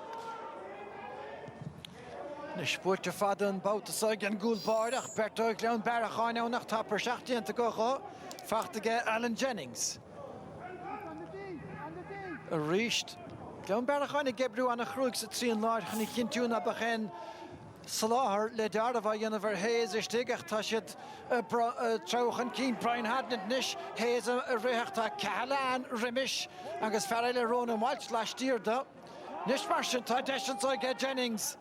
Fachtaige John Hayes ómaige Mark go hógan bechearcameach paintansa agus ná bechandal amúirt ach go bhfuil. Se cearta gut agus mar tá déanta John Hayes tím le blina taring timppla ar gúling. Anna cliste chun an spás áilt agus an tora carta agus tora chénig go deire thar an trasnáin. Éon chluitheháin críomh riamh atá cailteige John Hayes don gumann ó thosa sé gimirtlóthe I bhfad siar. Nócha trí chluthe trí chéile críomh agus tá a rion fácaige ar a gluthe in tansamhainach seo úna dhéile tá a crothú go má Jack Callahan agus tá na cosa tu go leisige. Níl éon tuair le luas na hóige steachanta agus Michael Hurley a casa agus láistigh don ggóile anna reagra go dún san I g Hurley. Seanna yes agus rís Jack Callahan tá an tócha lena chuid Spantis nuair bhín sé an líorthóid bíon an lús anna happig ige agus taobhiste bín Michael Hurley agus bríon I gúmpar an támar fád mar bíon isco bhfuil an líorthóid a tata seach. Michael Hurley an uairsan a rís measamún chuigú faointe ige go dtí neomh agus anna chrín. Sícinn sa chéad le rácheann sa tarna leise agus be sé siúd go láidir san amíocht de ddíirthing de rad an lecht na himre. Tóca go deasige Conor Callahan ní sim leis an marc agus cinna ceart agus inis tá siad leistigh Conor O'Driscoll pasáiltige Mark Collins chuige an dornaige O'Driscoll cinne ar fór réal se mar sin an réiteoir dul san neidir sé dír a glóir sem muir cúil ach sin an éas go chomón sanna Conor O'Driscoll in a gháin Jan sin cinna ceart beidir é dhéanamh ach caiithú a choidir na cúlaí agus níor dhéan sé sin an uairsan. Mar sin an bhar na fósaige cheiricín de faointí. Chá faointe sinna bhfuile có agus nach bra an counter é seo Clonakilty. Nis. Fachtaige Brian Hadner. Trastan sogad ó Reardon. Jack Callahan a Carbery sin ach déanta go agus tóca agus anna fas ar nascaí James O'Riordan. Callahan mátá de chinmh sé lena chórum agus deire hir Michael Hurley Samuel Bertas de Tussathe a Cork ar son na cúsin san hir agus déanana siad é seo bhfuilú begáí beag bíide Péidir Callahan ar éis cúig féidir stad ón gúil bhí sé cúig féidir stad ó chúil ó na chúil hénig ní óhada hé nach tá san chur a trastan chúilige. Cúpla íochttar scóraige ach tá sé déanamh go maith. Ceartaige agus becordón le háil sin na hórgan doráig bhí an támaige, bhí an spásaige agus is tócha a cúis na cosan son cíchanna dheachar. Ní bheidh sé róthasta lei sin agus gach scórtácht i gnámsa. Nis mar sin, Chris Hayes, den inta Shannon Dúirí ag Gleon Baracháin a golamhú chun techt ar a barc agus Conor O'Driscoll a bheith go fágant. Se chun Cathal Maguire a bhad ní sé ceala sa tarna le. Agus tá cuid an bhuiineh a bhí in imirt réanathe Carbery imethe ag a bainte seo iarracht eile ar fóréilean son Brian Hurley. Nó, well, kick sé ar isteach a sethe. Ein cheanháinechar ar fóréil sa chéad le Gleon Baracháin 16 fé láthir. Má bhún siad beir go meach an banisteoir a luas an lethe. Se ceartta go agus tóca, tá brise fada tar éis bheith ó chluí imirt agus caiithú anna chréúnta thuirtómh ar an caiidán pelletá a fecha go gninmh mar Collins ar níor hódan sochan é chur an trasnáach. Anna chud imróí tar éis seasamach a socha ó hih Gleon Baracháin Ellen Jennings agus Seamus Hayes go háir a meam bhí anna hiúncra cosa chluthe. Bhí marc ar anna chud líorthóid. Tucasteach ge Mark Collins ach lasmud an gúile rintas a daine háte a bhí hí? ó heh Gleon Baracháin an son, bhí Roland Wilton anna láidir, bhí sé physiciúil, bhí sé láidir, bhí sé díon agus bhí sé cróga agus socha hús tapig an son, bhí Brian Hurley agus Michael Hurley anna eáil a coma. Nis mar sin, trí nómat beganí beag ana chus le dul. Inis má riamh de réanathe Carbery caiisiad scór a gháil cruig tapig. Conor O'Driscoll treis mórrán ebre a dhéanamh tá hóna roimh agus Callahan inis na cosa frisáilte tá siad san le fiscin cinnte Brian Shanahan bheithrúige macha fad le Fitzpatrick. Mark Cadnett a ríist tána passanna agus na himirí ar fad bheithrú an sáinis leistíir dá lína cúig féidir a stad hénig ge leis. Mark Cadnett a gúmpar na pelle ábhar spáis an bót so ge Shanahan. Stachan somar bhfuil James Fitzpatrick agus fearmór gríféir an módíirech agus an cóngur chun na chúil ag siúd. Trechan is beidir a lorug den a beidir a húrig féin scór. Timmy O'Donoghue machantá grí Brian Hadner agus tá sé sin chur a trastan chúlaach tá sé fósán. John Hayes. Fachta ge Roland Welton in sa. Chur a fehrú mátá agus é teanta hes a chúine agus Cresíocht a dean réiteoir obair bhaige Dara Hayes. Se anna bhrúig Dara Hayes an son nach bhí sin Roland an líorthóid ligant an son, bhí Rory Maguire tuairtaíochtach bhí sé róbháir ach caidú creúnta thuirt an dáirn, caidú chud anna chud bhrúir ar an líorthóid agus ar na himróirí Dara an uairsa. Cumad súlar an líorthóid an tamar fád agus an son. Agus é tucaisteach gan réiteoir dearing tuisce daoine bheith Gerán. Cica bhí anna dhechar, tá sé níos éasca níos go mar chadnat, ní sé róéasca ach fós bhechtú chuir deirge go gcóir sear trasnáine. Baiste neidir bhín a mense ráithráil le mo chuid airige ach cíimiid a bhín ceart gan ní raibh. Sinead Turner County to get it against the Turner Lash of Visher House, the Hiedla. Yeah, Neil Shake Bula Treed in your hold, just August and Son, come out and go Yamaha. Nish Collins, August. Well, the Incher House of Father Gishelevich Himad and Son. Nish Marshin. Jack Callahan Lashtig, Michael Hurley, Kimad, Nepele Mata. Agus iad reist Miliú Cuasaí. Walsh an Dave sa Dunbar, ceach tá sé sin a reist lecht go leor an naoú ceanna fórílacha. Se bhíonn Shellevacha, Kikana Yakar, Dala Cúig Slat amach, ag deire de cé Claharnesh, Romy Carton Sunday Cahal. Se stocha ag fech na seacharna, mar a dúirs na leds a cheasamach ach Messamí deir an lébeir Michael Hurley, cheasamach go mórlam cúig faointe an immert.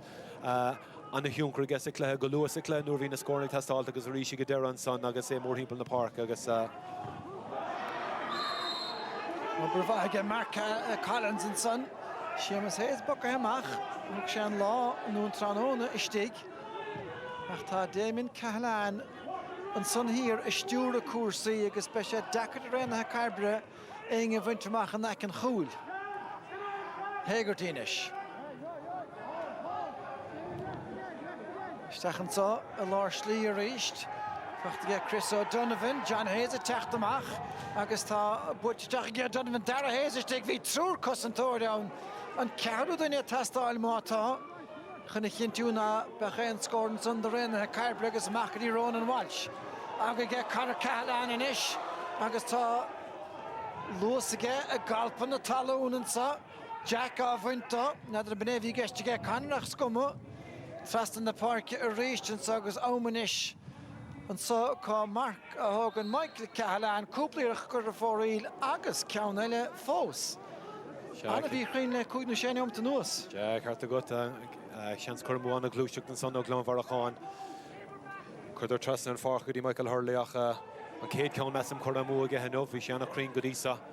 Ach is socha na cosa tréachta agus tuirseach inis an céad le Harnesh. Chris O'Donovan, Fos gan a ráfeinte ag rinne Carbery sa tarna le. Bertha Munson and Mark Hodnett. Stachel Larshley, Chris Hayes in ish.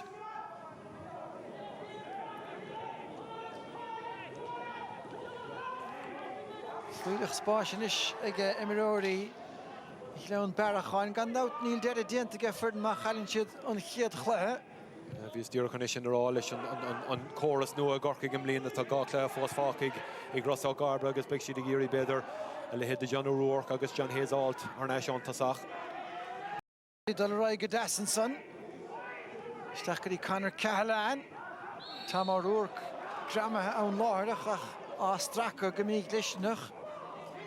Agus bhí tóca le taspantas Rossá Garbre go háir leis na Tennessee son an asnamh, go raibh an physiciúlach son agus an náirt son le feiscint agus an taithí agus bhíidir istigh sa clé díreach sús go dtí an deire an son agus ach do glón Varachán is tócha an céad clé búteacha le bhuacail tá sé le feiscint ach Michael Hurley beidh siad ag iarraí go mbeidh na lead son ag dul a bheogs agus ó náirt go náirt dul roiig na créimhe. Well, Fersíntir churcaí láthir na huair agus dág sé a rion cinnte ar an gluthe seo tránóna go háirithe sa chiad le tá siad fecht beáinín go becha hebh deisna agus sin ceann eile fós búirtear fóréige Brian Hurley an trosa ach mar a cíntimh neomad goile atá le dolansa agus deistan sa ón gicamach agus búirteisteach an son agus chu a háirse dras ná ag lecht na himar Michael Hurley. Ja, soch an na botún le feiscin níos tá leid tuirseach tá na pesan imí cring le feiscin an son agus Michael Hurley an son anna le himar aige bhí asúlaige sios seach díortha seach an líorthóid bhain sin sellh de agus thar an tresnáin an séú cholínaim sé gan ó bheith stocha sin ceannas na difriochtaí atá idir na fórna. Well, tá deire dianta a bheag nó bhórn san neomad le dul ach thugach sé míúilt ein tent sa bhaine fuair John Hayes ach beag an uach sé ceann eilen sa Mark Hodnett bhí sé díreach teachtaiste ach tá ó bhfuil chalíis brate ag an réitóir agus tá kickséir isteach brauntaige ceart go leor.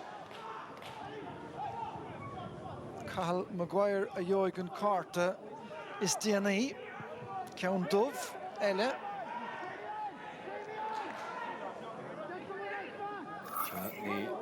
Níach go mé gart cad a Harley an omsan nach bhíon réitor an a happy conné haring sheer nuair nach chuigan níor hála seach gart. Well, tá téasír de có stig mé an chúil Jennings. Le héadí John O'Rourke tá stáiliúthe. John O'Rourke ach John Hayes bechóra go mará. John O'Rourke a mínse buirte Trastan son. Dordan Mahanson against the Cosantorius. Jack Callahan agus an Ross buirte ge. Well, a reached in live at a bell at a Dalav. James McCarthy Bannister, ik leun Barrachain and son, Shiraltana, which is Shinro Voyacht in Guinea. Alan Jennings in Ish, Chun Council, a Helig in the Deer Fashtach, a male of Ode, a Sulis go for Durn Lesh, Mitch and Gent to come out, get Kelach, Dimmy Callahan and son, Ganina Mata, a Gady in the Chine. I shall on the law, there's Cornacul and the Canasiok, near Ravania, look on the near Hodge in a hog and the Soka. Le couple blian nos mid feskin ligin martlechen ha man ha kan Elaine Dockert Dennis na Himrory is fair tas good.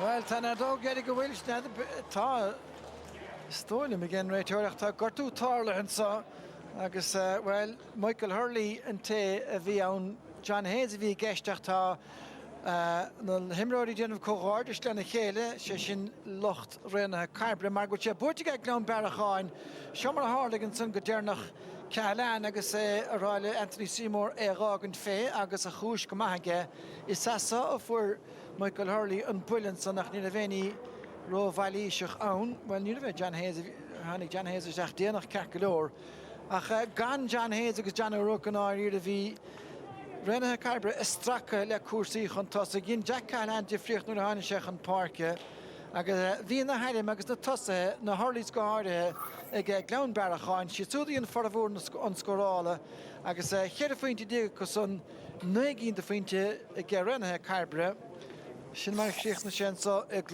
na Cailte.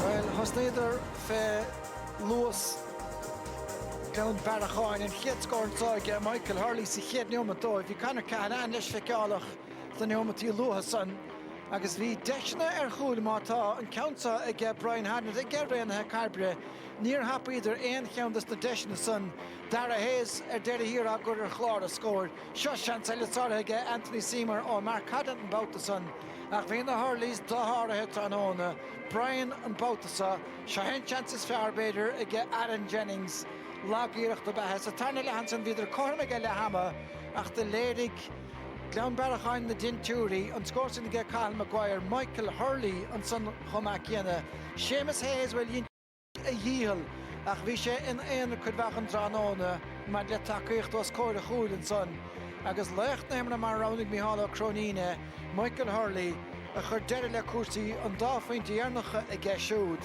agus an áíre a bhí híine a bhéon chosantóir ag Renathe Carbery chun siúd a stop agus sin mar a bhí síostí le bhlína mar sin chuút sa bhíl.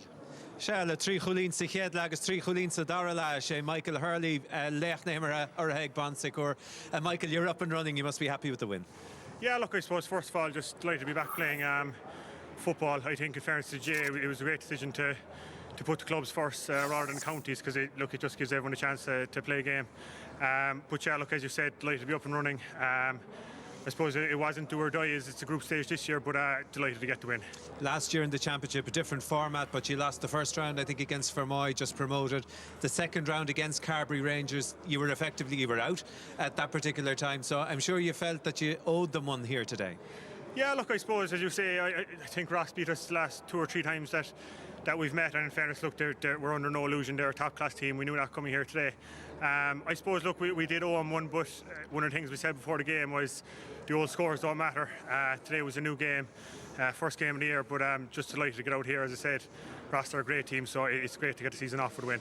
7 points apiece at half-time. After a pretty niggly first half, it opened up a little bit in the second half. One noticeable change that you made, though, was that you really pushed up on the Carbery Rangers kick-out in the second half, and they coughed up a lot of ball, leading to scores of years, didn't they?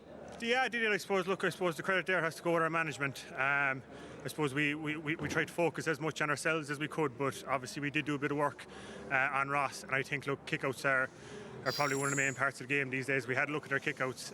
We seen a few things where I suppose we I suppose where we could win a few balls or get a few turnovers, and I suppose effectively that's exactly what we did, so delighted with that. And I want to ask just a thing you referenced yourself, the fact that the club have basically the run of the place during the summer.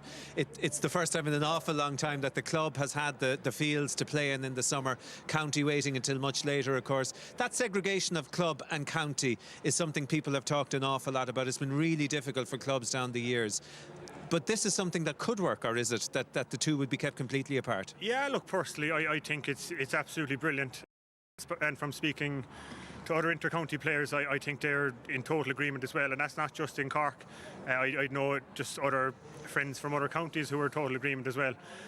Look, I think this year we've spent more time with the clubs than we have in the last 4 or 5 years. Like just for last year, for an example, I think we trained with Castlehaven for probably about a week before for my game. And I'd say we got 2 weeks before the Carbery Rangers game last year, so that's 3 weeks.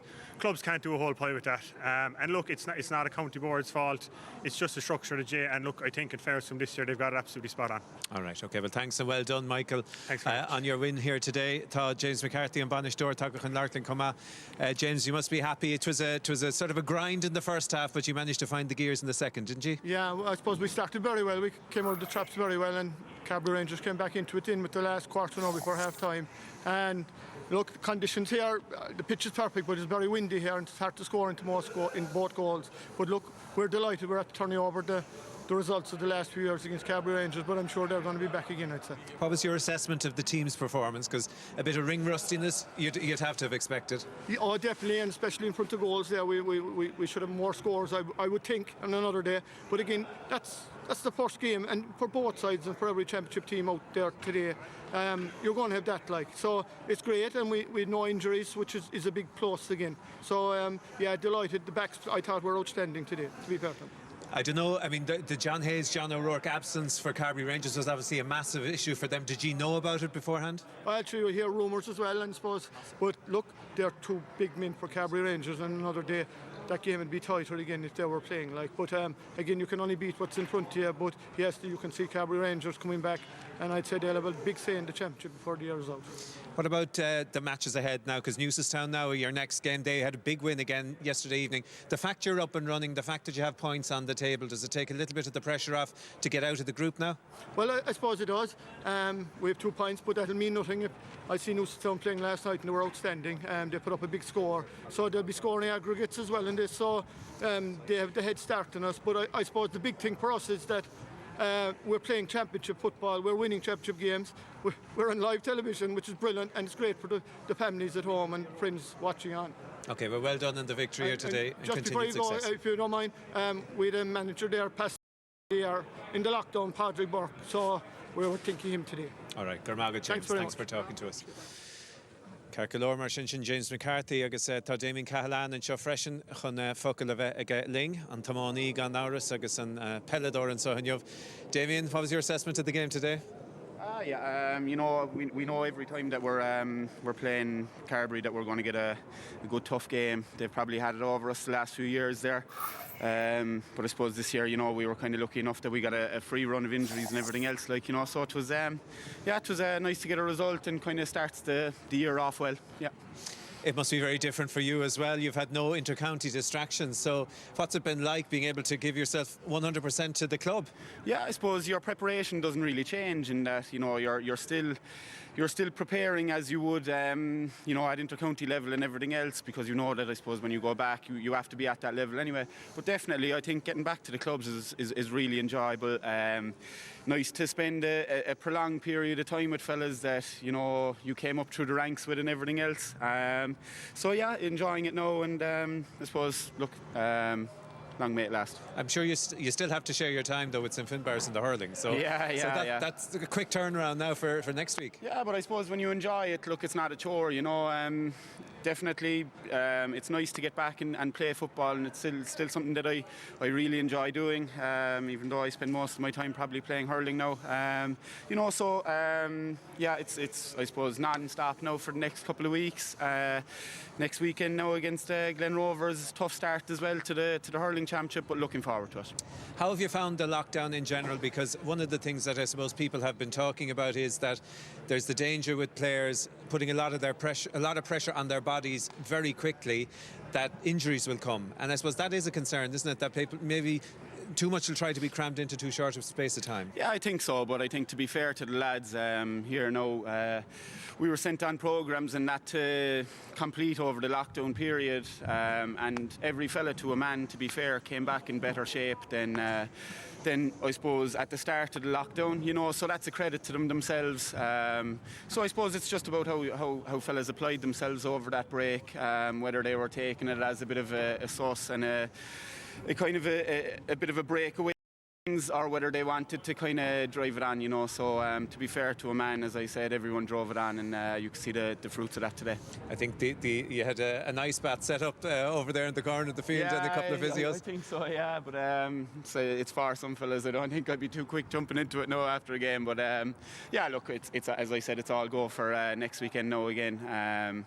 So I suppose quick turnaround, not too much to get bogged down on, and just go again. All right, well done today. Thanks for talking to us, Damien. Thanks a million. Your dad is there. He'll be happy with what he saw. Niall Callahan, thanks for coming over to talk to us. What did you think looking in? You know what I mean. It was the win probably destroyed the game.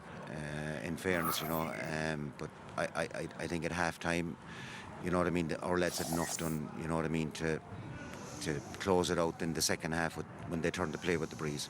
And playing the local rivals as a supporter, that's what you are now. How important was it to get one over on them? It was important now because Carbery Rangers have been over us the last 2 or 3 years, or the last 2 or 3 outings we have had, and I suppose we enjoyed it, you know, a bit of success before that over them, so it's nice to turn things around now again.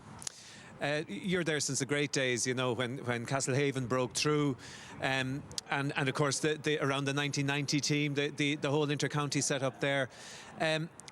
The team has gone back, hasn't it, in recent years? It's 7 years now since the county title. 7 years since the county, and I suppose, look, we're on a, you know, we're not a huge parish by no matter means. So you're not going to have them coming through every year, and it takes a little bit of time. And I suppose over the decades, I think over the last 4 decades, we have won counties. You know, so every decade we seem to make a stab at it. You know, where we would come good for 2 or 3 years of that decade. And I think, you know what I mean, the lads now, you know, they're all young guys, so hopefully now that the age profile is right and that we can move on from here. Yeah, is that the secret to it? Because I suppose while you can rely on the likes of the Hurleys to come up with the scores, you need more. And do you see that coming through now, say, with the likes of Jack coming through and other young fellas maybe making a mark in the team? Is there potential, do you think, in Castlehaven this year to go further than other years? I think there is. And like, in fairness, there's always potential in Castlehaven. I think when they came up senior in, I think, 79 first, I think most people thought that, you know, this was a bit of a fairy tale that we were going to play senior and we'd probably go back down again, and show signs like so many decades on we're still there and we're still a force to be reckoned with, in fairness. All right, okay, well, thanks, Niall, for talking to us, and you'll enjoy this victory, and it's good to be back. Carbery sin, okay, well, sinna an scéal mar sin an so Glanbaracán bócach sa chéad chluthe an so tránón in Jobh. A conas a bheith I gan na galibh tránón in Jobh, a fechan to raig din chluthe amána bheith I tachbí gan níos déanaí idir na sarshélig agus portomna tá Macdara Macdonacha. Nor smaoinimiid na sarshélis portomna, smaoinimiid a chúpla slíne. Mór, tá Corntamí mór bute 6 úr ag dachlub etra. Calnan, tá Corntam Calnan bute 3 úr deog etra. Smaoinimiid muncher Cooney, hí 6 orchab siúd pórtach nor bhuaine sarshéli craibh na héireann don géadúr. Smaoinimiid muncher Canning, hí 4 orchab siúd ag portomna siar gábhil sé nor gróisi tine don géadúr. Agus an sin smaoinimiid gáith anam baiste, Joe Canning, tá gimar le portomna, Joseph Cooney, tá Rashlan na sarshéli, beidir go meisi de marcála chéile. Se tá na Harry go léir a jogan le hí caidlantin sco a jo a borci cionna am ná rí. Ní bheith denna bheith hart an a parkin a jo galamdíomh. Fecha se bheith nor bheith an feil creachna his a gorca. Níos luha hí just leabhar hamsel le na body story. Despite the amount of challenges that you're playing and everything else, there's a bit of the unknown, isn't there, always going into your first championship game? Always going into the first championship, yeah. And like, look, if this was a normal season, we would have been back training a lot sooner, and we would have, in our own heads, have had a lot more work done. But you know, at the end of the day, everyone has got back at the same time, so it's level playing field this year. And look, it's a bit of excitement to it, a bit of that unknown, and a bit of that sort of are we really prepared? Have we really all the work done that we're supposed to have done, that we're used to having done in previous seasons? It'll be just interesting to see. But look, it's perfect day today for hurling. The pitch is in immaculate condition, in fairness to the grounds people, considering the game time it has got already this weekend. Look, both teams are just hopefully can provide a good game for everyone. Like every club, I suppose, just regardless of the amount of challenges you've played, this is really, I suppose no club really knows where they are. Sure, no, sure. Look at it. Look, sure, I suppose you were kind of relying on fellas to do their own bit during the lockdown, and in fairness, I think they did, and I'd say a lot of clubs would say that because fellas came back in fairly good shape. But I suppose match practice into them then, and you were kind of rushing a few games in a couple of weeks, and of course when you were doing that, and in all sports you're stretching the body, and I suppose injuries can crop up then, and sure, we got a few little niggles here and there, but we got in 3 matches, which is brilliant. Sure, look, to pick a team you need to see the boys in the field like. Cagalor mar sin so na seanna náide sin na sarshéalaigh agus portomna chasna a chéile greibh ammána de galibh tránóna níomh ceathrú treise cethir chur tús leis an imirt iarbheo. An dar seachna se chuing be míad na raiste híine leis na seamróg agus tulach ruáinna going sa chéad bhauta de chréibh ammána chail chuinnig bio ó forcí núláinnig i ceathrú treise seacht. Agus dé dánig tuair míad aigear chorafin agus uachtarráid is stáide fíorsigh bóthar na trá i gahar na galibh an chéad bhauta de chréibh pelle an chaun déan son agus be gail a bhaile hímóin agus an scrín agaig I gréibh na mí. So ceathrú treis a dó tránóna dé dánig se chuing. Ach an sótán gasca denta ag Glanbaracán in aigréanathe Carbery agus rina dúirtuling ag Glaham gur híaltu go dúcha Glanbaracán tríd agus bhí an carta go. Ag Aberling faoin set-up más mála a bhíá in san dara lemar, bhíidir I bhd níos fearr sa tréimhse sin, nach raibh? Ja, bhí siad go húntaach sa dara le. Stócha le na cican amach chuig siad chun cín agus chuir siad brúar ar coolbára réanathe Carbery. I suppose bhí tioncar mór ag an carta dubh comá, tréis an carta dubh, de bhí Damien Callahan an ón, just sí siar agus, you know, bhí an buil imethe an son os córan cool, so de bhar son is socha len siad roiig agus bhí buamach. Agus níor dhéal siad kickan is éir a rudí inadidir sa chéad le. Ní dólam go bhór réanathe Carbery ein scór ó kicks éir sa dara le. Thugad ar ceiricáin nuha sa chéad le. So bhí an cainte bhí ag James McCarthy lo táchtach agus gan áras nuair tá bhar thurlí sa stiga got tá seansa got a gcónaí Michael ar raus in jobh 3 cúlín sa dála. 3 cúlín sa dála, 3 cúlín a gcuine na gaotha agus 3 cúlín leis an gaoth. So thug sé taspátas den sco, you know. Níl an kick son roiesca agus fuair siad cín, you know, a gcuine an gaoth son, like bhí dachar galore. Agus an úsar son, de bhí sé ón an líród a bhócant garadón cool agus beidir greibh an rud sin an asnamh ag réanathe Carbery. Alright, so sin é an gasca agus an commas atá ag Michael Hurley agus héin agus Brian ag gobar taobh gobar chob agus iad Ableton na scóranna a aimsú. Anis is tócha rud amháin a bhí simúil comá an ról a bhí ag Mark Collins a stigil Lorna Park a bhí sé héin agus Mark Hodna. Bhí Mark Hodna sais Gardo an tránóna go léir níor lig sé dó ach de réir a chéile hosig Collins a gaimsú na Barnaí agus thug sé isteach kick amháin na stolam agus bhíoh na bhór ar cúlas agus an son hosig frostrachas a teachtisteach in immert cosantóirí réanathe Carbery stolam agus an carta dubh a fuair Jerry O'Riordan an cinenne cart? Stoke an níor mór an roig ag an réitóir an óm, you know. Cíiming an so, just tháinig sé trasna agus Stoke vís aige cad a bhí á dhéanamh aige beidir. So ní raibh mór an ní raibh sé fad ó carta d'aragan son híl mé héin. I mean, thug sé mar bara his le Stoke nú trip agus sin is carta dubh sin carcalóir ach bhí an tá leis. Bhí sé imimeach nach raibh mar gramú. Is Stoke go raibh, yeah. Stoke go raibh is a go cad a bhí á dhéanamh aige. Ó, níor bhéon ceist. Níor bhéon ceist agus rinne sé an cinenne ceart, but yeah. All right, so ag leart fé Hurley amháin sin Michael tá sé feice going bhí Brian gnóthach é héin an drahar agus ceire cúlín aige gá cheann an gach le agus kicks éir chuma ina measc. Bhí sála aige héin chuma nach raibh? Bhí sála aige. Bhí sé bríomhar an tomar fad, you know, agus ag dul chun cín agus just bhí crinnes aige agus bhí buil, you know, ag buinte le gach uair a bhí an líród aige agus, you know, is imród an scói agus bhí sé, you know, bhí tuncar mór aige ar an cléanmh. Agus más féidir na Hurleys a cumad séir ó gurtú. Tá seans ag Glanbaracán nach bhfuil mar mátá Bertossi co-comasach agat in ein an club. Agus a lehédi Jack Cahalan a takta shotgun. You know, fásig sé, beidir nar yan Jack Cahalan na cinnethe carta gachúr in jov, ach tá scór na sa bhuachal seo freisin na stóla. Gan dót agus stocha nuair bhí an líródig Jack nó timppel Jack, you know, bhí buélig buint leis comá, so gan dót is onad úntaach é Jack a bheith i de fern. So I stocha greibh nasc anias idir Mark Collins agus na Bert Hurleys a stig agus nuair bhí an cléad drigam roig bhí an nasc sin, you know, go bras a léir doing, so is socha leis na Bert Hurleys a stig, you know, is handful mórí de ein, you know, Ein an cosanta.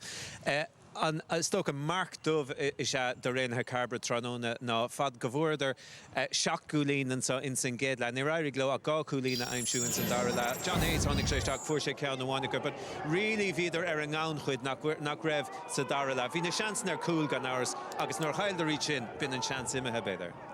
Yeah, I stocha our tréis an cléanis, you know, like the ma and don orthe, you know, tréis na chance na son, you know, vi chance no go or no trí chance ar cool agus feic an clé a bhd de friúil má raibh na, you know, má hóg siad na chance na son. Níor tháinig siad sa dara le agus, you know, bhí siad a gcuine na gaotha ach le cool no go sa céad le feic an clé a bhd de friúil. Rina, tá míid beag na críoch na focail mar faoi fel na mans ar a gríoch nómíd. Tá an séúir a bheag nó fuór cosúla pell na fear nach bhfuil tá na club an airás fé láthir tá tréimhse fada go dtí go méid pell na man. Tá metha ag feic de stacan san Leroy Crystal agus beidir a piúcha amach búirtóir I gréibh na man idir chandé am léana. I mean, bhfuil aon na hiúcha garda bhlach lé am léana? Stocha na dáfar natá níos ciúra le blachlí ná Corcaigh agus an galamh. Look, an blion fethe, tá sé just a bhrád difriúil ó aon blion eile. You know, nílas a going beidir go méid gorta imróí gorta I gréibh an club. Nílas a going cad a bhí á dhéanamh ag fórna I ré an COVID. So, look, cíamid. Obviously, tásúla go méid craibh úntaach a going agus beidir go méid chance Corcaigh nó an galamh. Figus agam go nearth Corcaigh ag dar. Gur mágad is gandát beg na cléisi sin. A bhd níos déanaí sa bhliaanach beg na cléisi sin a going an sa RTG cahar. Carca leir chéad action eile mar sin iad na sár séalaigh tá si dómh chun ibre an ag portomna tróna neo. Sin an chéad fáta de chréibh amán na gailebh be míid leach darach in Henri begáí níos déanaí fannig ag brise tacht ina dhé an cléthe mór.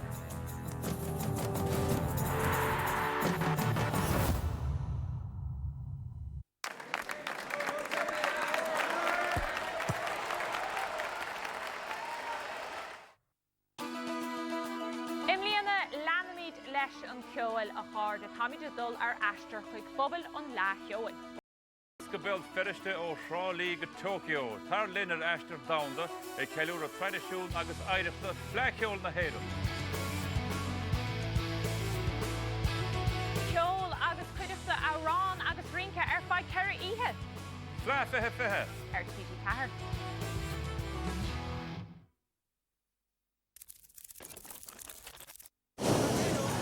73 calories per bottle, same refreshing taste. New Rockshore Light.